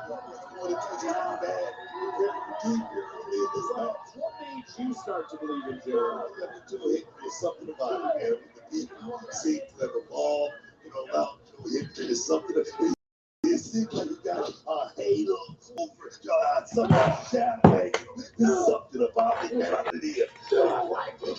About Dion Lennox as well in Dark State, who arrived nearly 1 year ago here to NXT. And if you remember, they came in and they went right to the top, that being Let's talk about Dion Lennox. cover off the backbreaker, hook of the leg. Hendry, left shoulder off the leg. Everybody's guard go down and then just step up and take advantage of it. I like that. I like that. This kid Dion Lennox, he's thinking about things.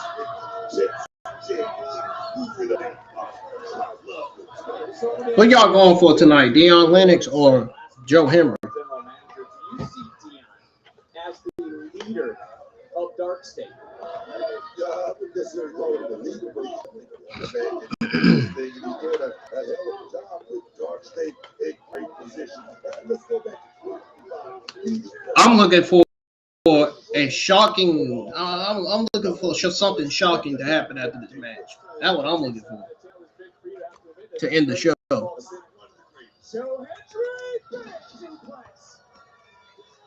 Because nothing shocking happened at the first hour of Jada Parker's return. And having Kenu Carver and Vanity Projects, the newest members of NXT, and Eli Knight. That's the only surprising thing, really.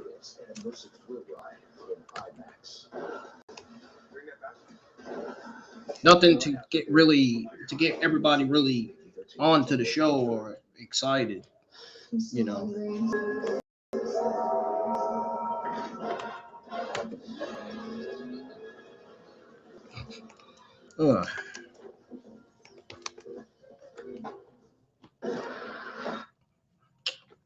If I get a copyright, I'll trim it out. I ain't got a problem. I know I should have muted it as soon as it went on split screen commercial. I'm still typing.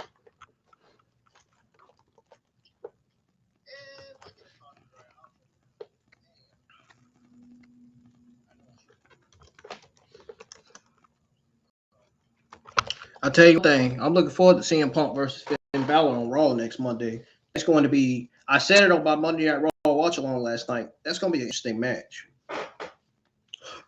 These guys have never faced each other before. This will be a first-time matchup between Finn Balor and CM Punk.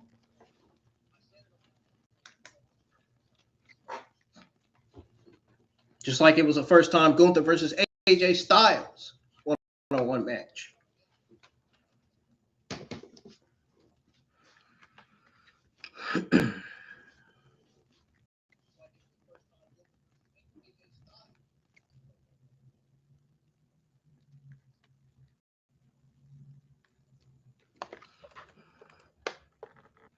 Joe Hendry versus Dion Lennox happening in a no DQ main event match right now. The main event of tonight.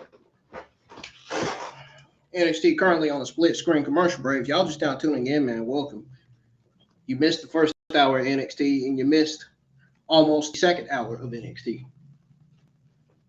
Hit that subscribe button and hit the thumbs up and turn on notifications.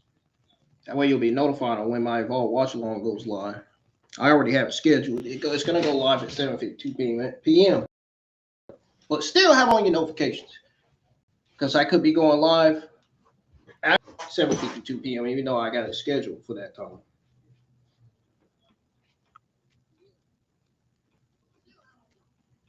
We're going to be live with some more Pokemon Horizons Season 3.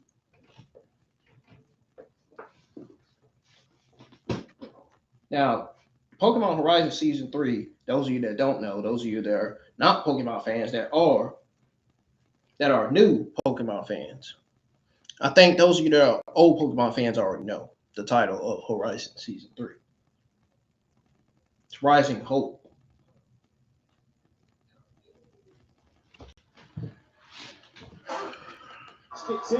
We was already live last week and watched episode 1, 2, 3, and 4. Now we'll be live for another Pokemon Horizons watch along for episodes 5, 6, 7, and 8.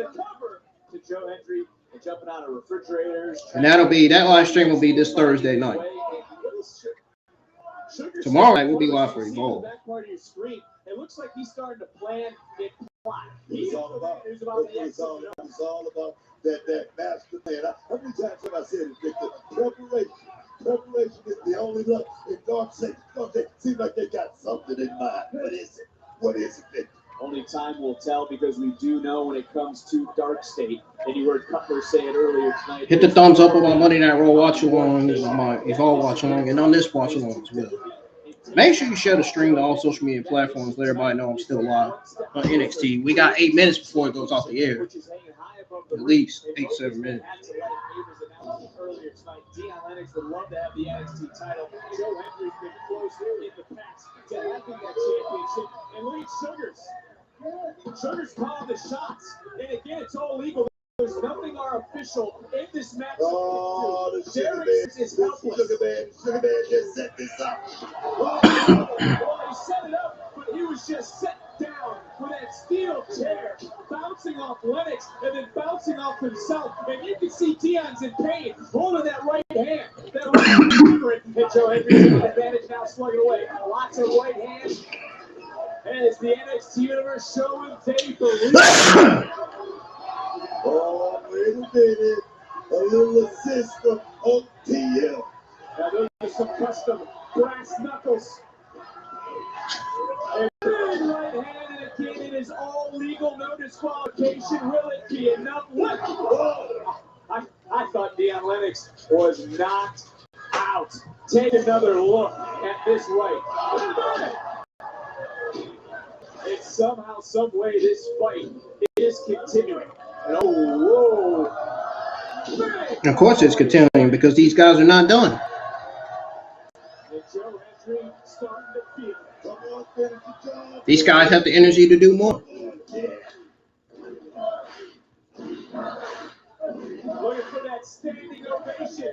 Oh, again another assist from Dark State. Oh, No disqualification. Anything goes. Right there, ladies, is swinging for the fences, man. I thought Booker T was going to say swinging for the fishes. and again, wearing down and wearing out Joe Hendry. Well, I think Hendry had it up. He almost said it.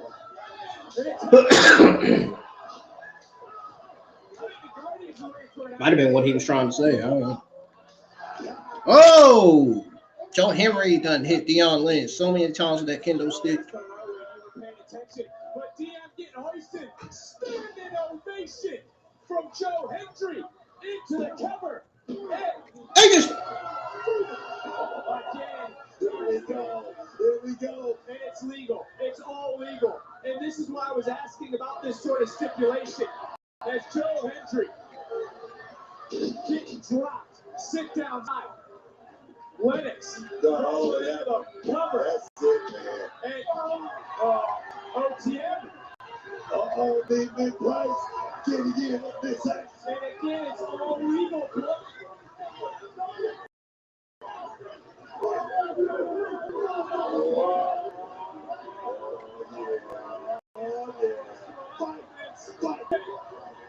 Two, explode!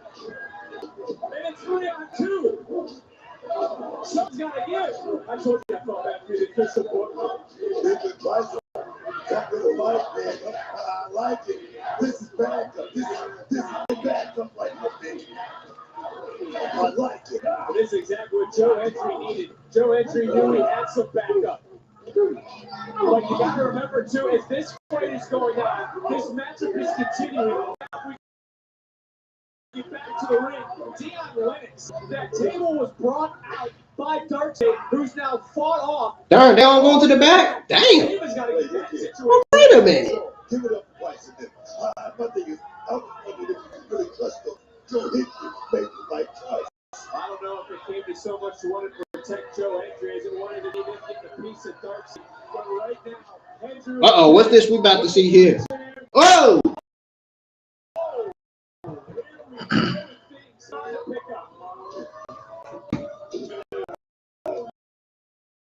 Sponsor on the chair to Henry.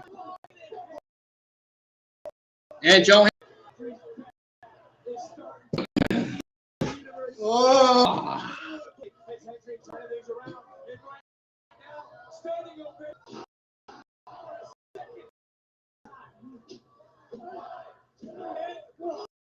Able to kick out. Unbelievable. First, that second time we saw a standing ovation. The best shots from both. Not able to keep the other down. Well, you know what's on the mind of the NXT Universe no disqualification matchup. Now this is starting to break down into slow fest. Stop, Red, man. Wow. Table snap, spear style from Dion Lennox. That's what Dion Lennox needed. And Joe Henry gets out again. We got 2 minutes. 2 minutes before the show goes off the air. Every match is an opportunity. When we talk about there being opportunities for the men and the women, this is what we're talking about. You're not getting off of the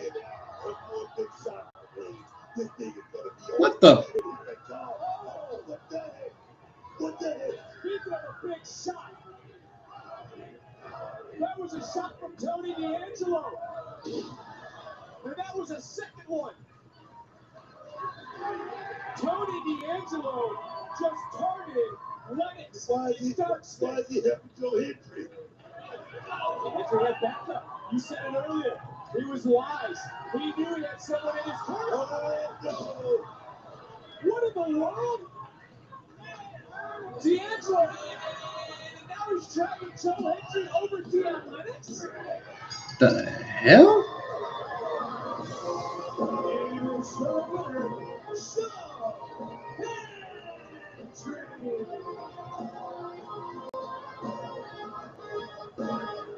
Congratulations to Joe Hendry, but here was the big shot you were talking about.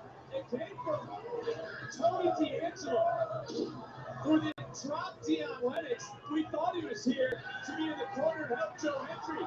No, he then planted Joe Hendry, only to drag Hendry over. Yeah, I'm sure Dion Lennox knew that was going to happen. I don't know what to make of what we just witnessed from this individual. And it's been a busy night for our general manager, Ava, who's brought some security out here.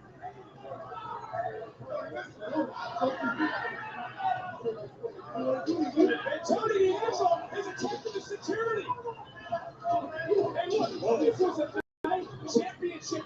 Questions were answered by our general manager, but now we have to look at this man, Tony D'Angelo, who's wiping out the security from our general manager. What are Tony D'Angelo's intentions? Because like a vigilante in the shadows, it doesn't matter who you are. With Ava looking out, there is no loyalty from Tony D'Angelo.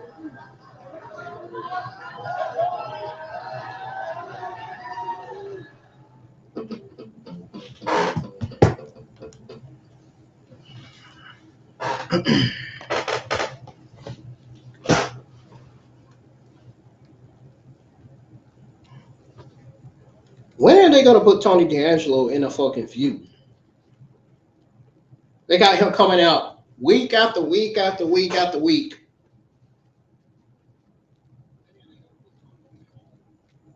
And he has yet to be booked in a feud. He has yet to be booked in his first match on the Heights. He was going to come back with a new gimmick.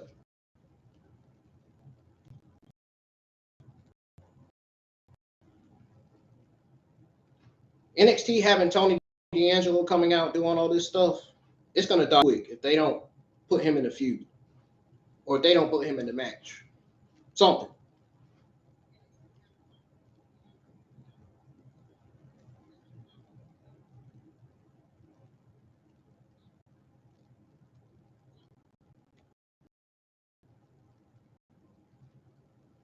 When I come back, I'm going to go over my overall thoughts and grade on the entire NXT episode, which is NXT episode 2. So I'm going to go over my overall thoughts and grade on NXT episode 2 when I come back. Get ready to not be surprised on what I have to say when I come back. I think some of you that are subscribed to my channel longer already know what I'm about to grade this show. Some of you already know the grade to this show already.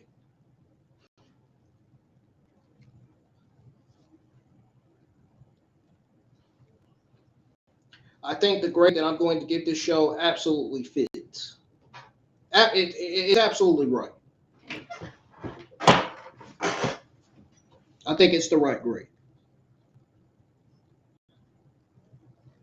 Because, man, when I tell you they got to get better with their creative and booking, man, and their decisions, man, they really got to improve on that.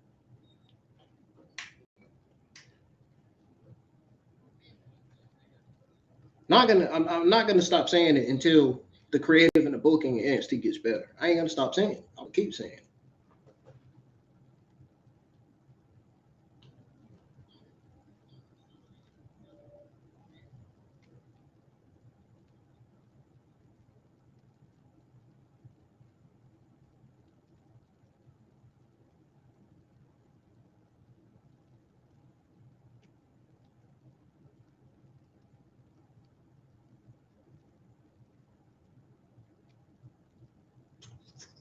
The booking sucks, bro.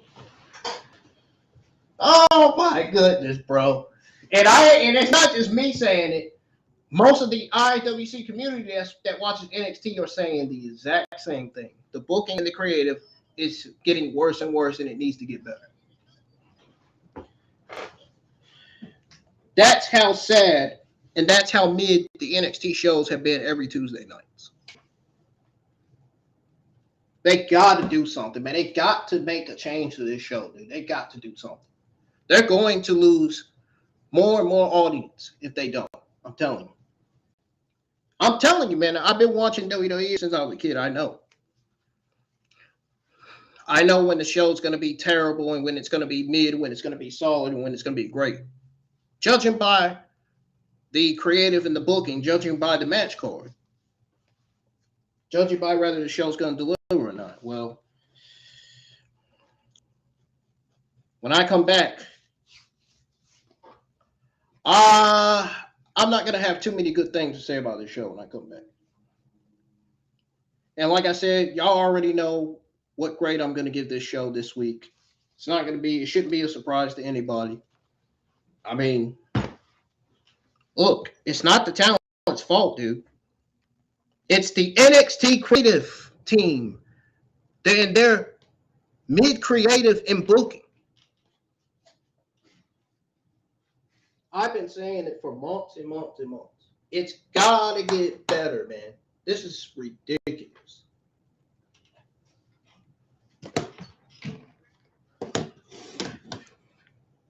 They're not only gonna lose audience, they're gonna lose the talent. The talent are gonna quit. They're gonna out say, "I'm done. I'm done with this show. I'm done with NXT. I don't want to perform on this mid brand anymore." That's why I say the creative booking needs to get better. Because if it don't, they're gonna lose audience and they're gonna lose their NXT talent. The NXT talent some NXT talent could potentially already be on their way out. I would be surprised. I don't blame him. I don't blame him, dude. If that's the case, if it's true.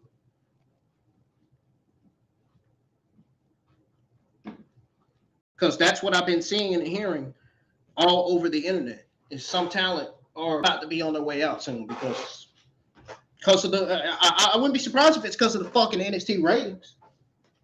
Wouldn't be surprised. It's because the way they're getting booked and the way the NXT creative is. I wouldn't be surprised if it's because of what I just said.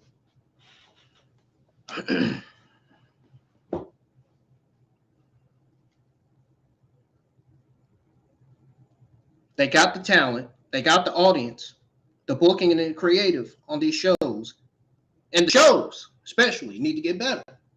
That's the only three things that need to get better, dude. Book the talent better. Make sure they have gimmicks that they'll go by. Make sure they know what they're going to do in the ring and know what promo they're going to cut.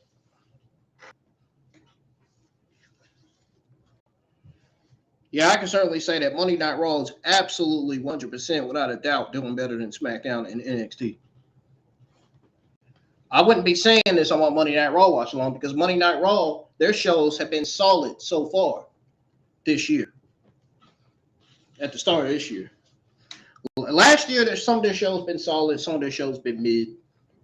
But overall, their shows have mostly been solid. Solid B show, solid minus B show, plus B plus. There's been some B plus shows coming out of Monday Night Raw last year.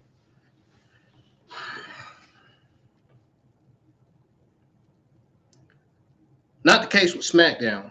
SmackDown's pretty much been suffering the same way that NXT's been suffering.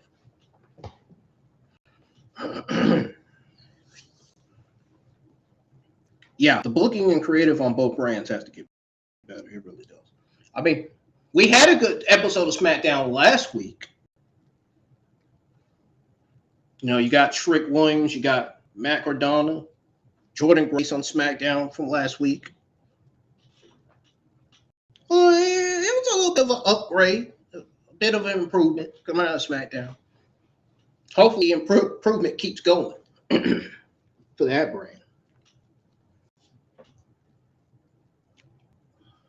if Blake Monroe goes to Raw, Sol Ruca is definitely going to SmackDown. Because I can't just see WWE having both Blake Monroe and Sol Ruca go to both brands. It's got to be, if you got two females getting called up to the main roster, they need to go on separate brands and not on the same brand.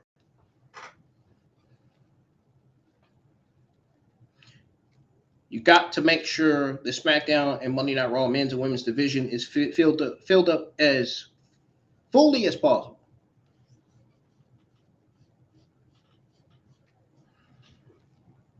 SmackDown pretty much almost has the star power they need, and Monday Night Raw is beyond past that. Especially when Obafemi makes his Monday Night Raw debut soon. Obafemi's going to take over Monday Night Raw, man. So he walks in, he's going to walk out a winner. He's going to take over. He's going to take over.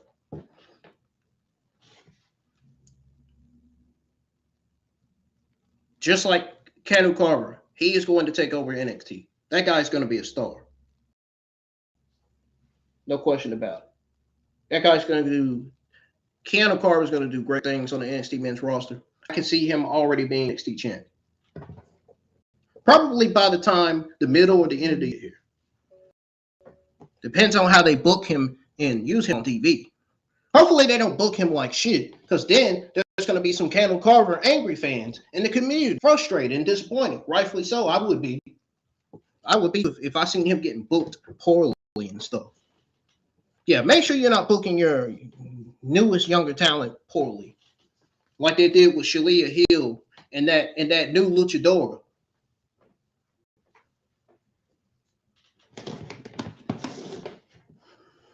I'll be back, folks. When I come back, I'll go over my thoughts, overall thoughts and grade and results on NXT Season 20, Episode 2.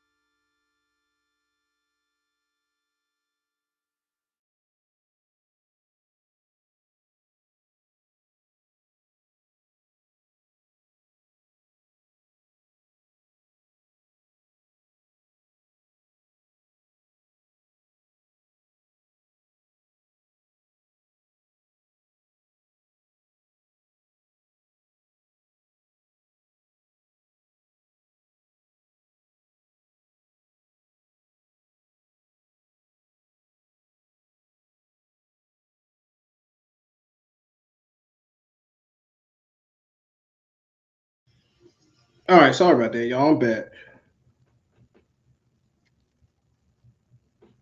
Don't be surprised on what I have to say about this show tonight. Some of you that already know, if you know, you know. That's all I gotta say.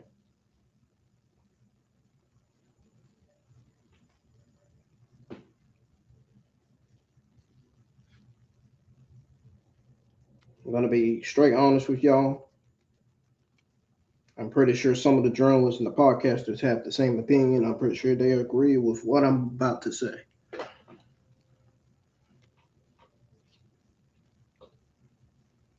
These shows, especially the NXT creative booking and the creative team, the booking and the creative team needs to get better.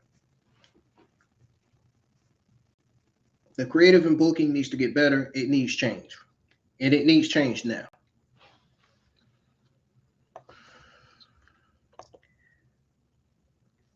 And if they don't start changing the creative and the booking and don't start making these shows better, they don't start producing better shows, then they're not only going to lose audience, but they're going to also lose the NXT, half of the NXT male and female talent.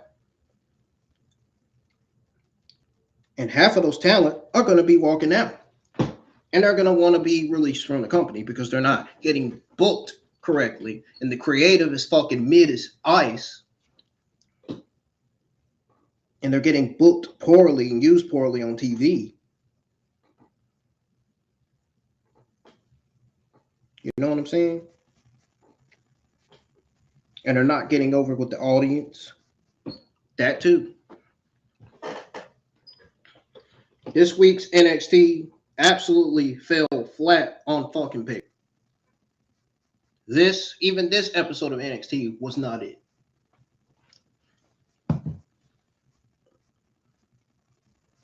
These NXT shows have been mid all year last year. And I got a feeling if they don't change the creative and the booking, and if they don't start bettering these NXT shows, the same is going to be repeated this year. We're going to keep repeatedly getting the same mid shows week after week after week after week.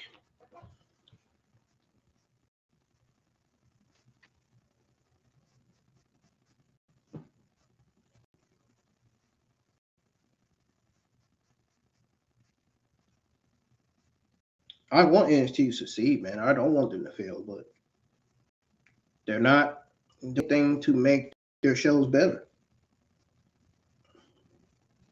I think they think it's all about them, and it's not all about the NXT universe and what they want to see out of the shows. It needs to be about the NXT universe. It needs to be about talent, and the talent getting over and getting booked correctly and not poorly. And the creative, need better creative, and they got the talent. It's just the creative and the booking needs to change, and the shows need to get better. But the point is, this week's episode of NXT, it was definitely flat. It was definitely a mix in the bag. It was one of those normal episodes, one of them mid episodes that never really grabs you. If you all know what I mean.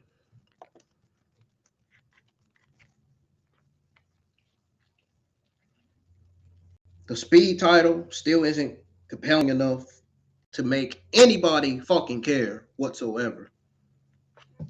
I feel bad for Jasper Troy. I think they're just completely wasting this fucking guy. Like,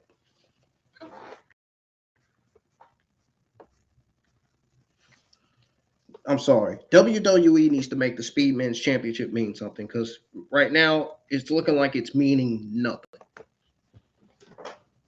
It's looking like it ain't meaning jack shit right now.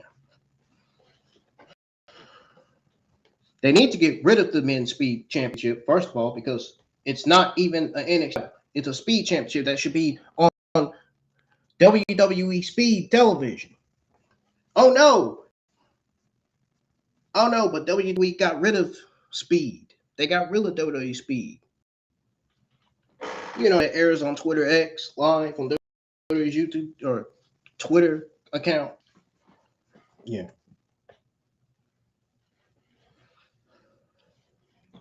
But right now, like I said, right now, the WWE Speedmen's Championship is not compelling enough to make anybody care. And it needs to be compelling enough to make people care. Because right now, it's not looking that way. The main event, that was energetic. Main event, while energetic, lacked big name pools.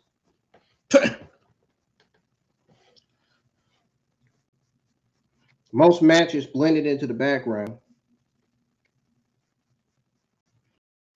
Joe Hendry versus Dion Lennox delivered enough chaotic, entertaining moments to keep the night watchable. And so did Lola Vice versus Kelani Jordan, which I thought was easily the only best match of the entire night, honestly. Joe Hendry versus Dion Lennox, number 2, is right behind Kelani Jordan versus Lola Vice in the list of, best matches of the entire night.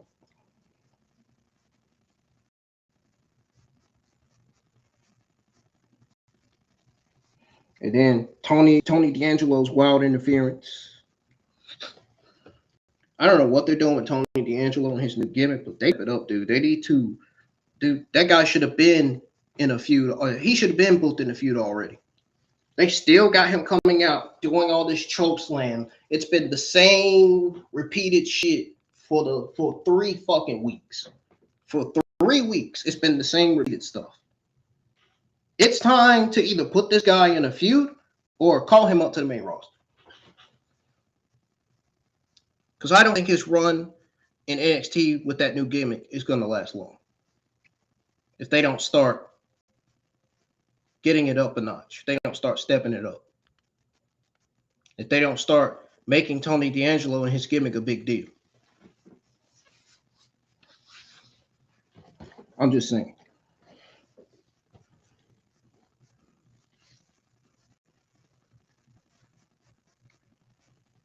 Why don't they put Tony D'Angelo in one of the qualifying matches? Would have been better than just having him come out choke slamming wrestlers for 3 fucking weeks. Right? The gimmick is great for Tony D'Angelo, but they're just not booking him in matches. They're not booking him in feuds. He should be already feuding with somebody right now. He's not. Should be already getting the push that himself and his gimmick deserves, his new gimmick that he's got going on. When I saw him face to face when Obafemi was in the ring, I think he was going to get Tony D'Angelo versus Obafemi for the NXT Championship. Nah, that didn't happen.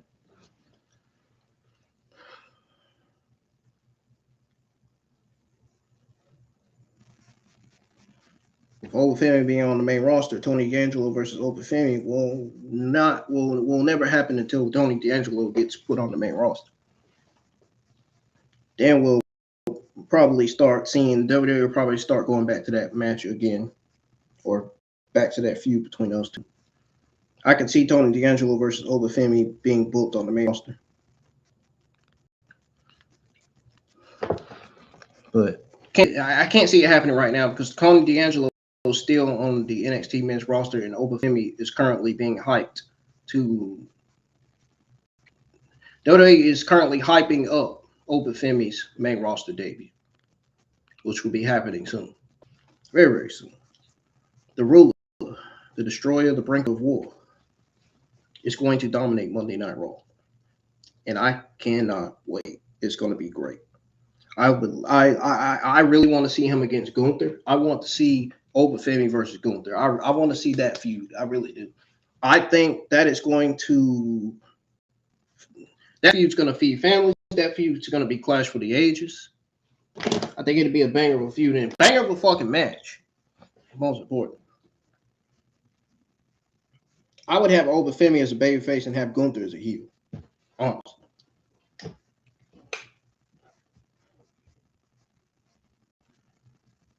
Yeah, you can have him say he's the ruler, he's dominated NXT, but have him go by his babyface gimmick. They got Obafemi as an anti-hero right now. They got him as a babyface and heel. Kind of the same way with Gunther.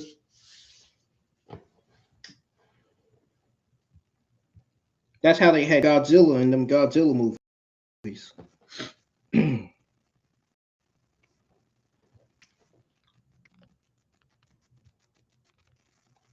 But anyways, like I said, Tony D'Angelo's wild interference.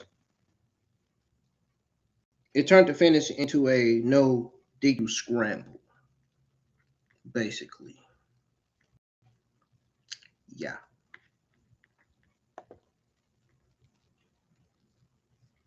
Beyond the ring, the show's biggest problem. Here's where I'm about to get serious. Here's where I'm about to speak some more facts. The show's biggest problem is the fucking creative direction and the booking. Why do you think I said creative and booking earlier? Fans are echoing the same frustration. I don't fucking blame them. The shows need to get better. The shows have been fucking mid every Tuesday nights. The shows have been mid all year last year. We just went through the second episode of NXT and the creative booking still hasn't changed. Still been the same. Yeah, we got surprises. Newest members of NXT men's roster. We got the return of Jada Parker. But them surprises wasn't enough to better the show. I'm sorry. That's just my opinion.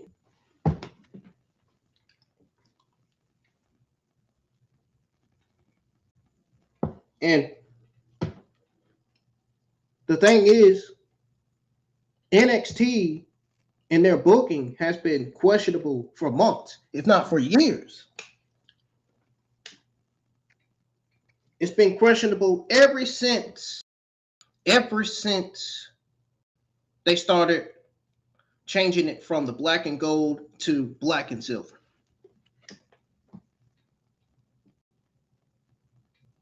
Promising resets that fizzle into messy, directionless chaos.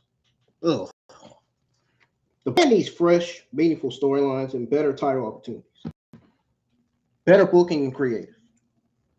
Not run around of the same promo train that feels stalled, the same creative, the same booking, same old segment, same old BS. We don't need all that.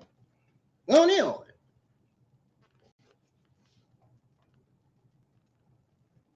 All in all, this was one of the weaker episodes. This was one of the weaker mid NXT episodes in recent memory. A mid-C show makes you hope. It makes me hope as well that the next Tuesday brings real change. No, I can't see them bringing real change at all right now. They're going with the same creative and the same booking every Tuesday night. It needs to fucking change. If it doesn't change, like I said, they're going to lose more audience. And then the male, female, and male NXT talents, the male and female women's talents of NXT are going to start walking out. They're going to start demanding for their release, or rather ask for their release. And they're going to be on Twitter X and I'm sure on social media explaining why they want their release. And if it's because of the same thing if it's legitimately because of the same things that I just said, I agree. I don't blame them. They have every reason to leave because of that. They're creative because of NXT's shit mid creative and booking. Now, I'm not saying it's garbage. It just needs to get better.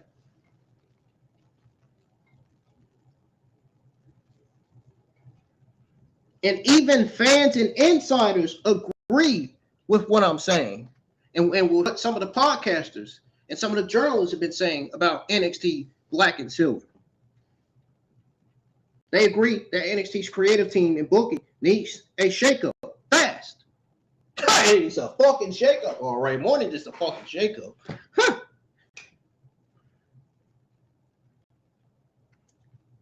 Meanwhile, the Black and Gold brand back in the day was still delivering solid talent.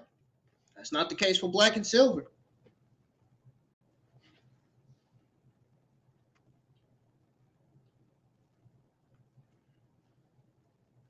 But like I said, the point is the storylines feel stalled. The title picture is a mess. The overall product is losing its spark. It's losing it.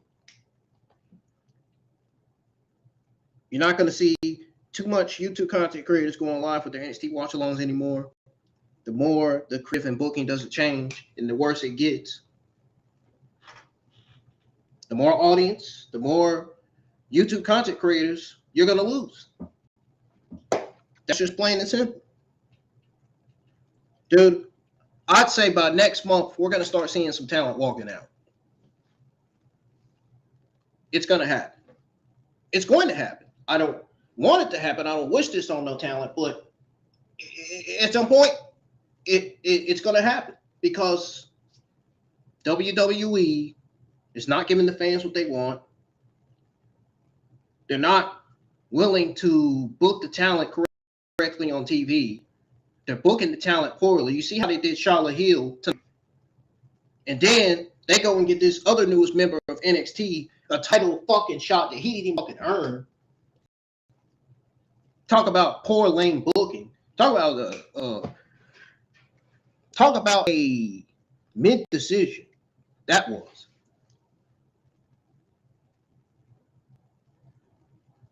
Reason why I say it's one of the worst decisions ever is because Ethan Page is going to retain, and he and the new guy and the newest member of NXT is going to lose his in-ring debut.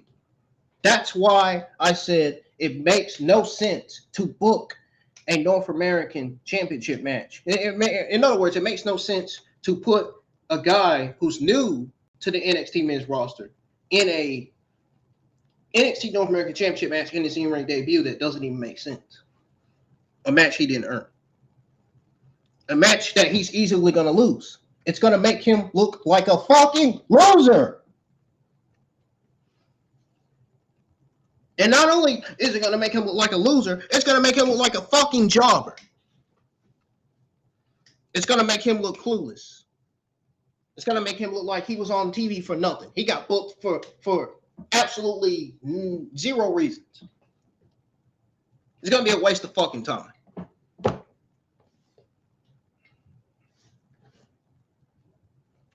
And the fact that they're dropping the ball on Shiloh Hill and this other new guy is bad. It does not bode well for NXT at all.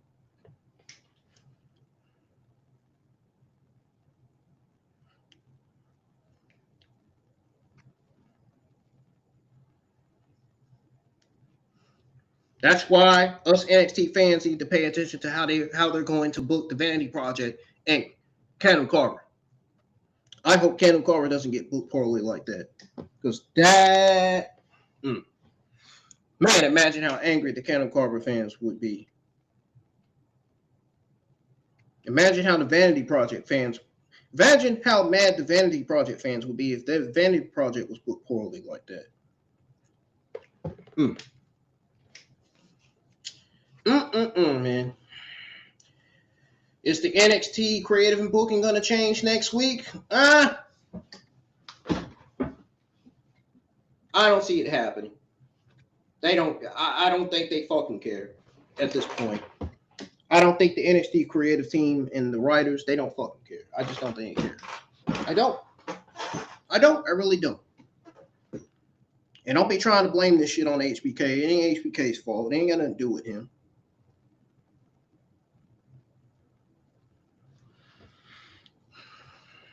I'm done for the night, folks. I don't even want to talk about this show anymore tonight.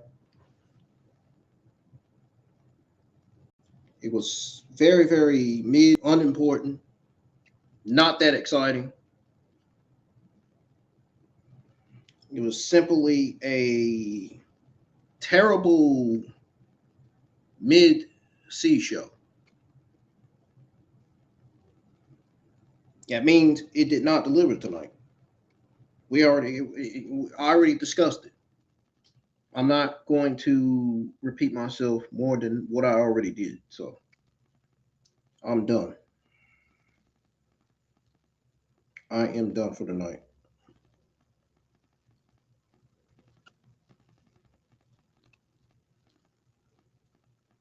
I wasn't like this last night for Raw. So if y'all want to go check out my Monday Night Raw watch along, go check that out. Raw was actually a solid show last night. It wasn't mid like this week's NXT was tonight.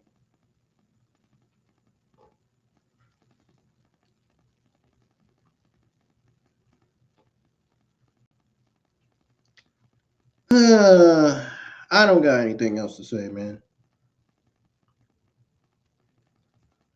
The fact that they screwed Blake Monroe, kicking her out of the arena,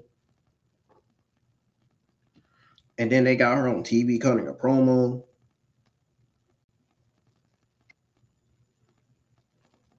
I'm done. They don't care.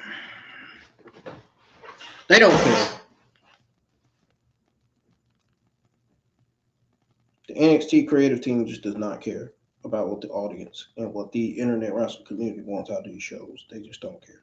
They'll, no matter how you say the booking and creative needs to change, they're still gonna go with the same slogan, same old BS all over again.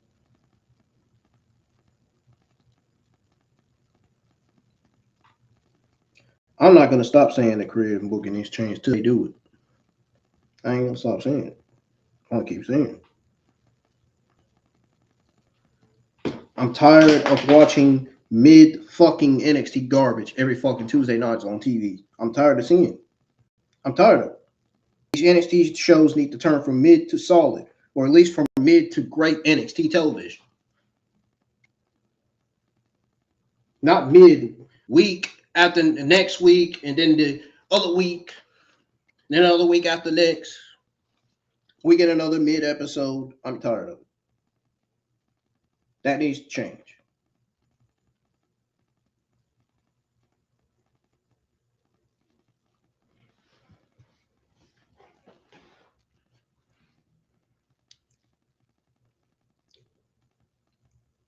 Glad to see Kendall Gray on TV tonight. You know, she's one of my favorites. Glad they're not screwing Kendall Gray up, thankfully. At least I can say they're doing a good job with her.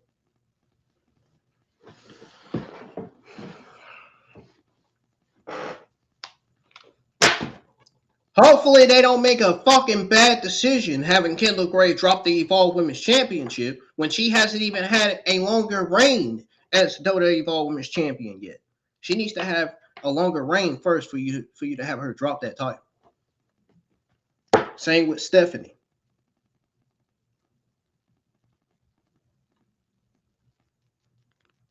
Well, except Stephanie's already the longest reigning WWE World Women's Champion. But if Raquel Rodriguez keeps injuring that ankle, they're going to have Stephanie drop that title. And there's going to be a lot of upsetting Stephanie fans. I'm going to be upset about it, but I'm going to move on, and that's going to be that. I'm going to move on. Hope that Stephanie gets her reach, and hope that she gets to win the title back someday soon. But we still need, and we still right now. I'm gonna be honest with you. Right now, we still need Stephanie as WWE World Women's Champion. They do not need to get that title off of her yet. I'm not ready for them to drop that title. I'm not ready for them to take that title off her and put it on Raquel.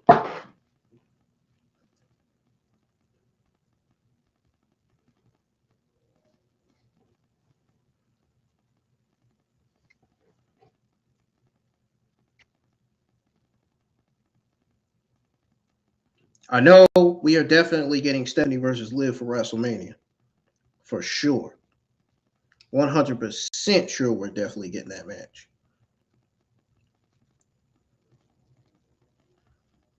Raquel, don't get me wrong, she's a great heel. She's stepping it up. She's doing great with her gimmick. I just don't think she's going to beat Stephanie to win that title. I think they're setting up for Liv Morgan to beat Stephanie to win that title. That's what I think. I want to think that they're setting up Raquel to beat Stephanie to win that title. I mean, Raquel does deserve to be the WWE World Women's Champion. Don't get me wrong, but I feel like my gut feeling is telling me that they're setting up for Liv Morgan to beat Stephanie to win. And my God, that would be one of Stephanie's fucking worst losses of her career. That would be one of the worst upsets of Stephanie's career.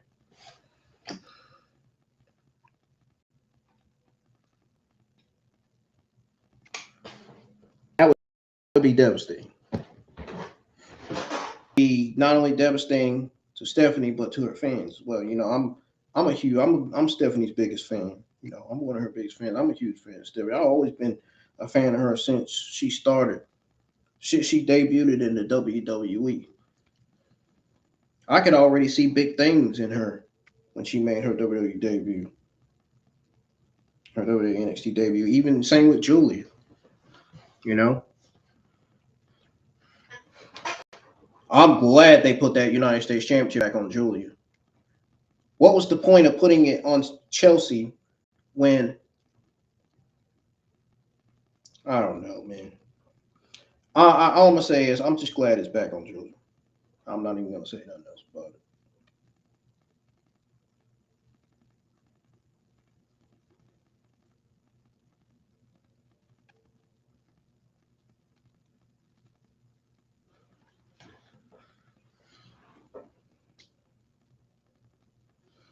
I will be live for Evolve episode 2 tomorrow.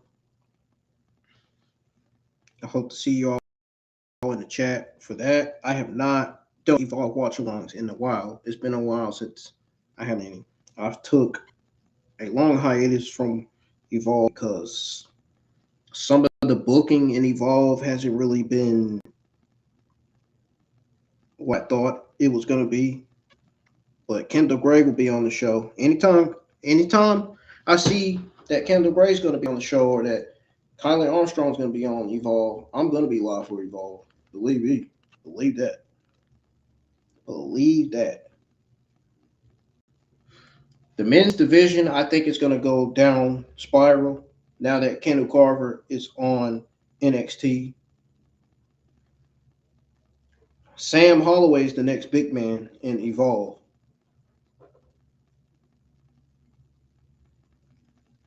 People are going to say, or people are saying, some people are saying that he's going to be better than Kendall Carver.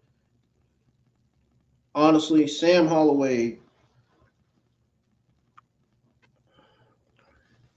I think Kendall Carver is better than Sam Holloway.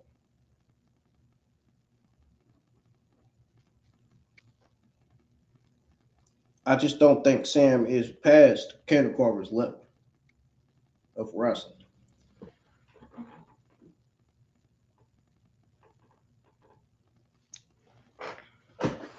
Plus, I haven't seen Sam Holloway wrestle much. You know, I've seen Kendall Carver wrestle more on TV than Sam.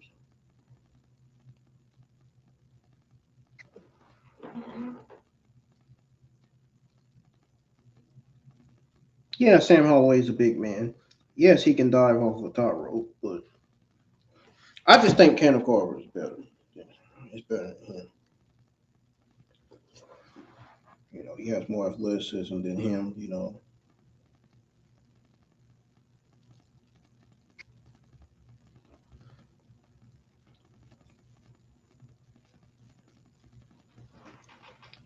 My eyes are bothering me, y'all. My eyelashes driving me crazy. But yeah, NXT was a mid-season show. And I could see it being mid again next Tuesday night if the creative and booking doesn't change.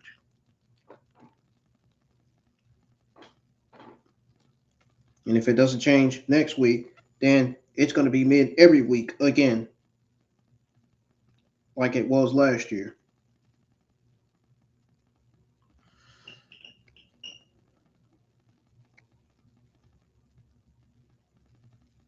I am going to be live for next week's NXT. I'm not going to miss it.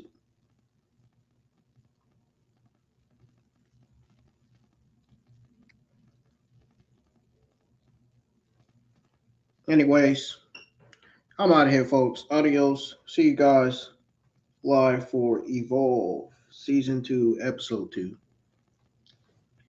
where we have Kendall Gray defending her WWE Evolve Women's Championship against Scarlett Armstrong and PJ, and we got Charles Dempsey going one-on-one with Timothy. So that should be an interesting matchup between those. That's going to be one of the best matches of the entire Evolve episode tomorrow night.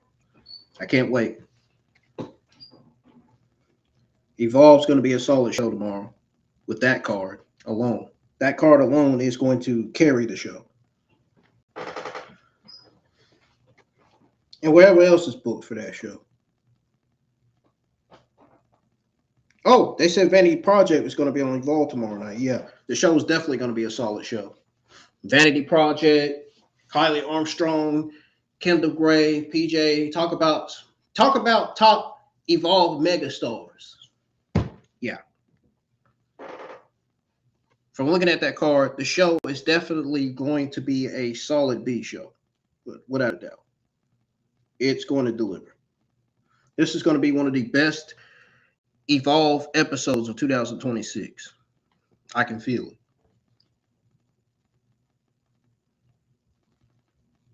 The show's going to tear the roof off the place. I can't wait to be live for Evolve tomorrow. I'm out of here, y'all. Bye.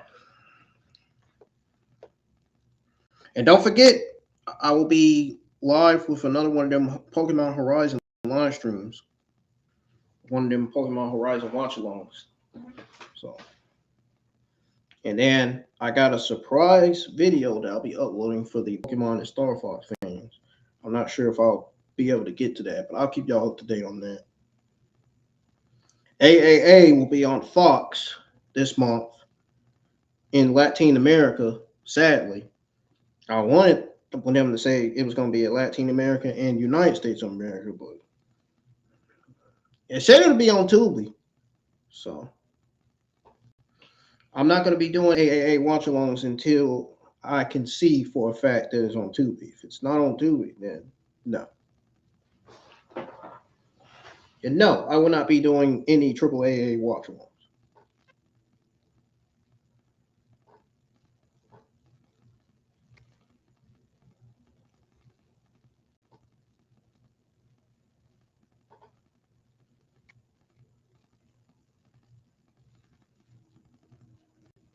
Anyways, enjoy the rest of y'all's midnight.